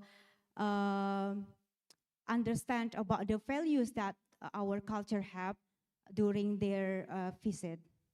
And last, I think we have to encouraging youth involvement helps to ensure that our cultural traditions are preserved and continue in the future. Okay, I think next it's going to be my last slide. The conclusions. Well, in tourism itself, we can't just only think about the profit that we will get, but we need to balancing the environment and our social equity. That's why we really need to focus on 3P: for profit, planet, and people. Well, thank you so much for your attention, and see you again.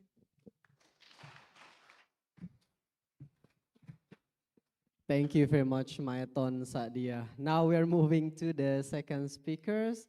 Are you ready, Dinda Aisha? Yes, please welcome Dinda Aisha as the second speaker.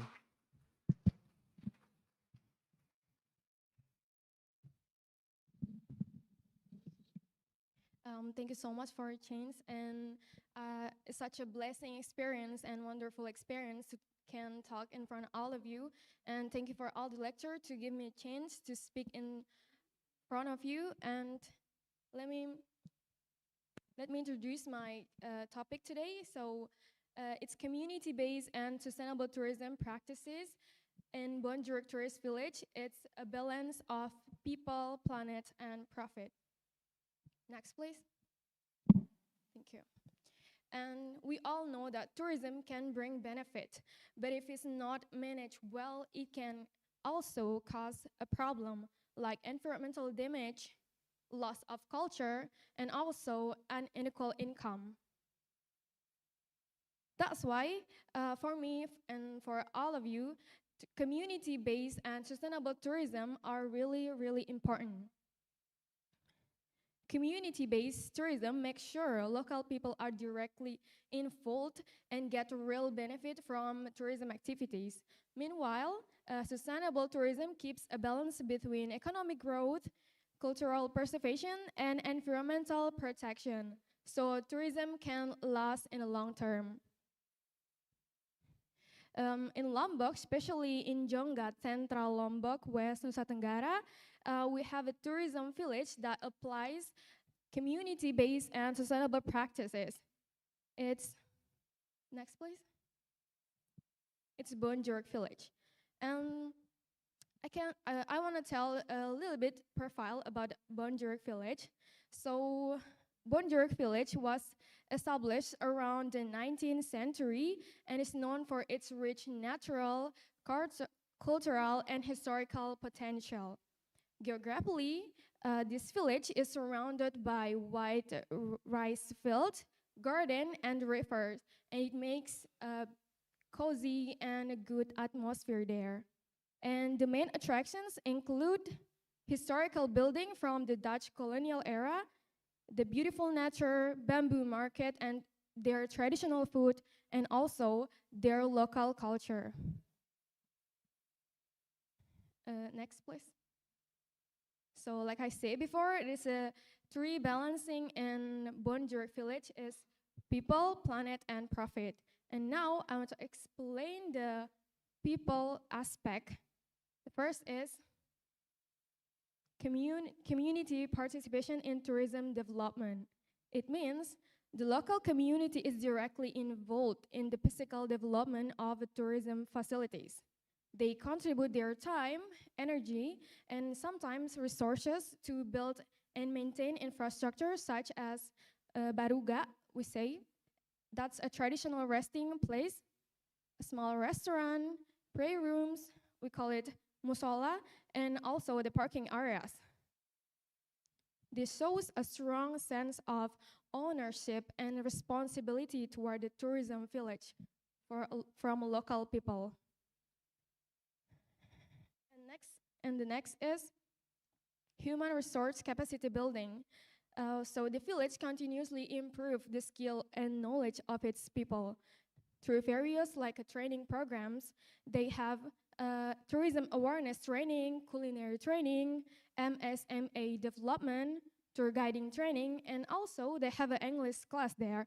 So the local people the community become more professional, confident, and ready to serve a tourist properly. And the next is management of culinary and cultural tourism. So local residents prepare a traditional food, for example, like ayam merangkat, and organize cultural performance like gendang bele, and also preserve local tradition like a besok gong is like washing heirloom gongs, and zikir saman present is like rotan fighting. This not only enhance the tourist experience, but also can protect their local culture. And the last one is decision-making process. The community is actively involved in decision-making, like monthly meetings, and also they make the rule for tourism and also local culture. And the next, before that, before that. Okay, thank you. And this is the two aspects is the planet. The first is sustainable agrotourism and agriculture. So Bonjuruk Village has a fertile land that is used for environmentally friendly farming. Visitors or tourists can enjoy agrotourism activities such as visiting fruit gardens, seeing how natural honey are produced, and learning traditional farming technique. These activities not only attract tourists, but also help maintain their natural resources. And the next is 3R-based waste management system. Bonjour Village applies a waste management system through TPS 3R, or they call it Bonjeruk Asri, which focus on reduce, reuse, and recycle. Organic waste there, around 41.78% is processed into compost, while inorganic waste is recycled. This helps keep the environment clean and reduce the pollution. No, the before slide. Okay, thank you. And the third is conservation of green areas and biodiversity.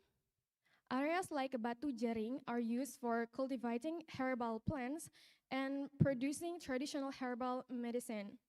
They support the preservation of local plants and help protect biodiversity in the village. And the last is community environmental awareness. The local community has strong awareness in protecting the environment. They regularly take part in activities such as maintaining public facilities, like I said before, and I think this is a key factor in supporting sustainable tourism in the village. Next slide, please. Thank you. And this is the last aspect, is profit or economic aspect in Bonjeruk village. So community income has increased. New job opportunities have been created, like a tour guide, homestay, small business, or we sell like UMKM, and local products are growing. And the village earns revenue from the tourism sector. So let's see, the economic growth in Bangkok can be seen from how local people earn more income by processing local products such as banana blossom floss.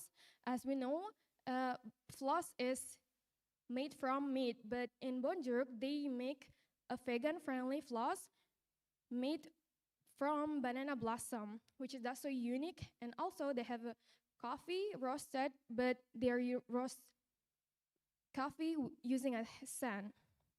And so much traditional bamboo craft.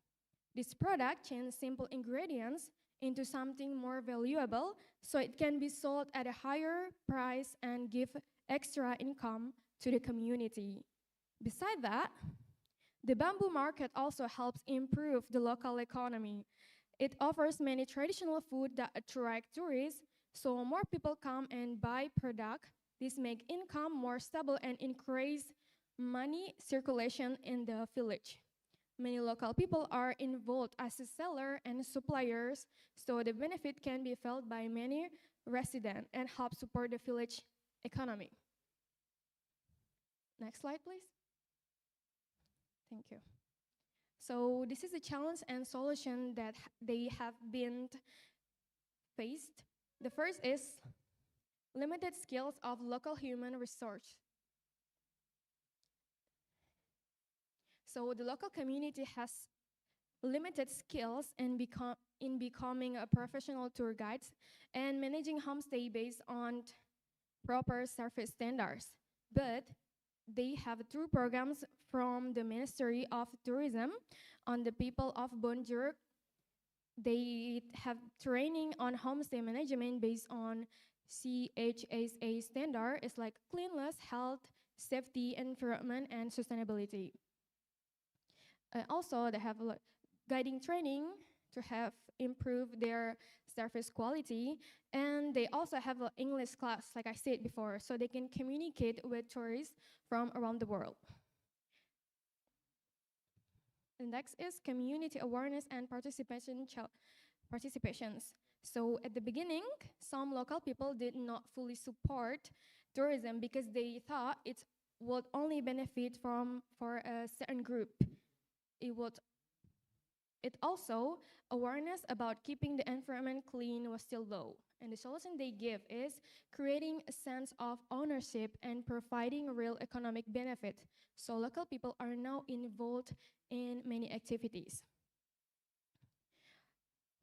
And the last one is promotions is still limited. Promotion is still limited means it has not fully reached international tourists. But now Bonjour Village has started using social media for their promotions. They have Instagram account for promotion and introducing local food such as sate kunjung and ayam merangkat as a part of a tourism experience. Next, please.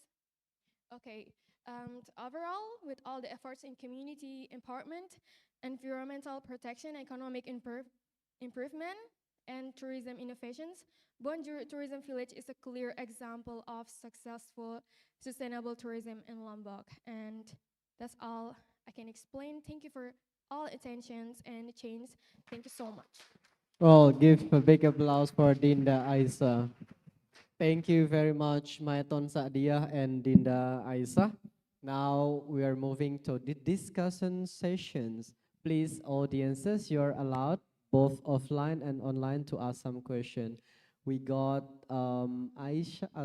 Alia there for the first question.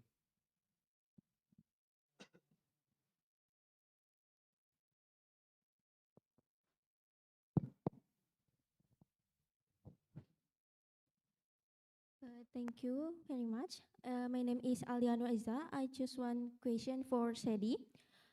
The question is, how can we be sure that economic benefit are fairly distributed among the local people? Thank you.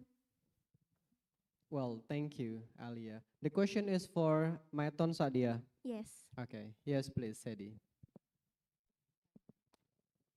Okay, thank you so much for the questions, Alia. Well, I think because so many activities that we can find there in Sada village, like the weaving and also selling, I think because of these activities, the income are directly goes to the locals, right? And but there still need to be transparency in it, and community-based management have to answer the fairness. And as I mentioned before, that the incomes directly goes to the communities. Well, I think it's such a good you know, it's such a good fairly distributions things that can we find there. You know what I mean? Like, yeah, because they are selling and the tourists directly buy the product from the local, and I don't think that we need to ask for the, you know, the certain thing that you asking about. And maybe, yeah, I really hope that you can understand what I am trying to say. And well, thank you very much, Sedi. Do we have another question? Okay, there is another question. Yes, please.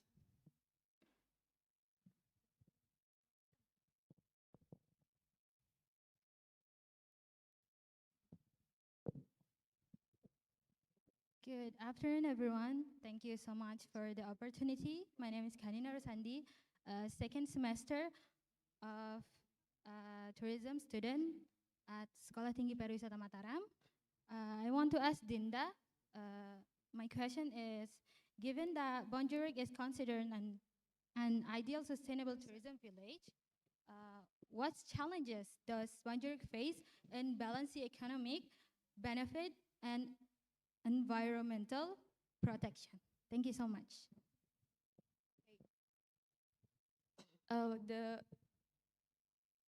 you asked the challenge that they face. Yes.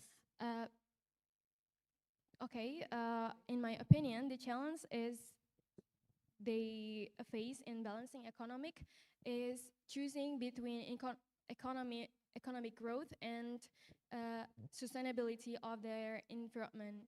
Because if they need more tourists, that means they they have more income from the tourists, but also more waste. I think that's the challenge that they have facing, and that's the challenge because they need to being more strict with their environment, but still need a more income from the tourists. I think that's all I can see. Hope I can say. Hope it's my answer. It's can't. Thank you so much. Well, thank you very much, Dinda Aisa.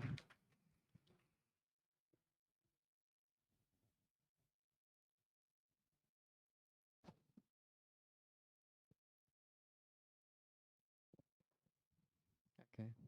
Okay. Well, is there any more question? Okay, we have another question. Yes, please.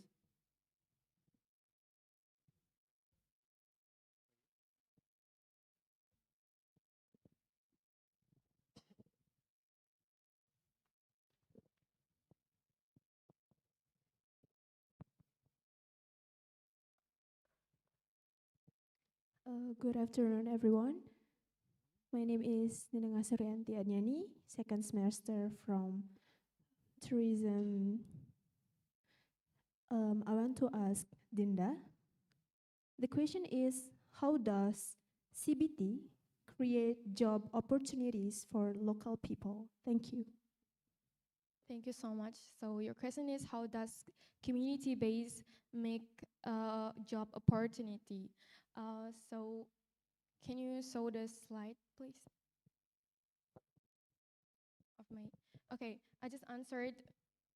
So I've been explained the profit part in my PowerPoint before, and because community-based is focused on their local people, so that's why community-based can make opportunity jobs for local people. For example, like when they have simple ingredients, like I said before, like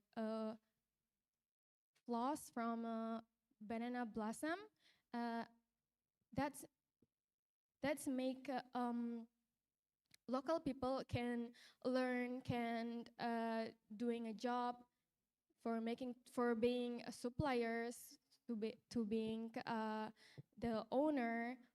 For example, like take ombak food, when they have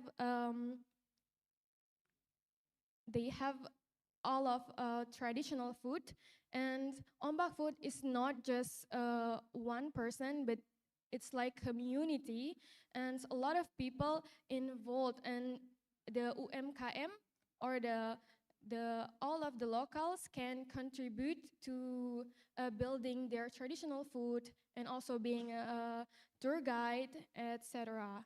I think that's all that I can say. Thank you so much for asking. Well, thank you very much. That's a very good answer. Okay, I think we have one last question. We will we'll take it from the online audience. The question is from Kaisa Sabila. Maybe both of you can answer the question.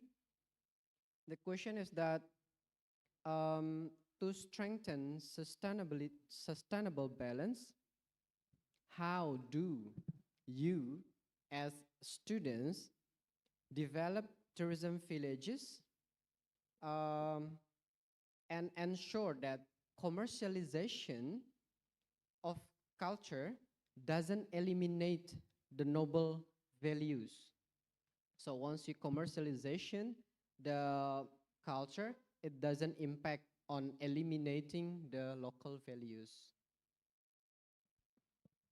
The meaning of the question is not commercializing culture, something like that. Well, I think we should, taking care or maybe keep the identity strong of the village.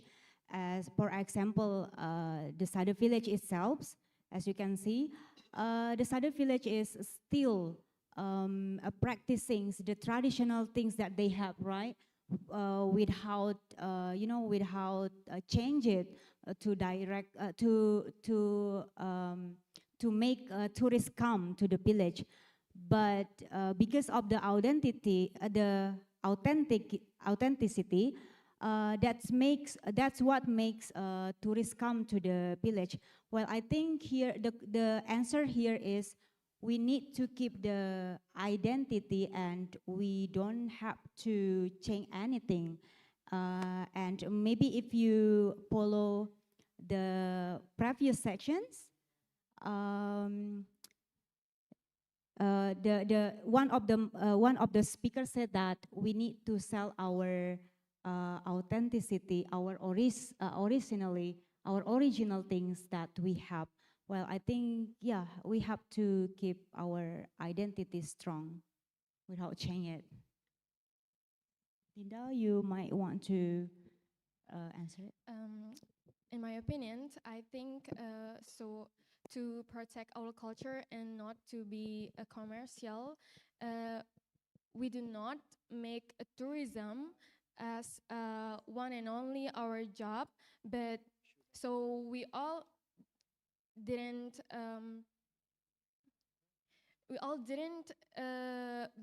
being aware or sell our culture, but we can't have our job is, for example, like local people can be a farmer, can be everything, so they do not want to sell their culture to get more income or sell it to tourism activities, that can't being commercial and for just tourism, and its meaning of our culture is gone.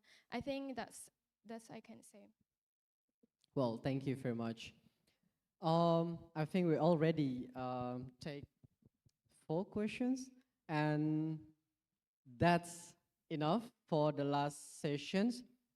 Thank you very much once again for the speakers and for the honorable keynote speakers, the internal lecturers, and also the all audiences.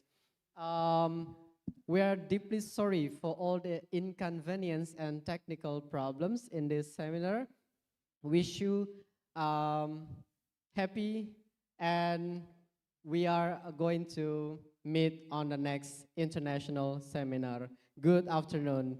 We give it back to the master of the ceremony. Thank you very much. All right, thank you, Mr. Ulfan, for your invaluable contribution to make this event successful. Ladies and gentlemen, as we come to the end of this seminar, we will reflect on the valuable insights, meaningful discussions, and also shared commitment that have emerged throughout the day.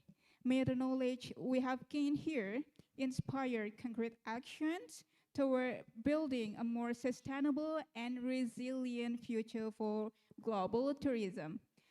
And on behalf of the organizing committee, we would like to express our gratitude to all participants, to the speakers, and also to the moderator for making this event successful. Thank you once again, and we hope to see you again on the next academic event. Have a good day, have a nice time. Wassalamualaikum warahmatullahi wabarakatuh. Om Santi Santi Santi Om.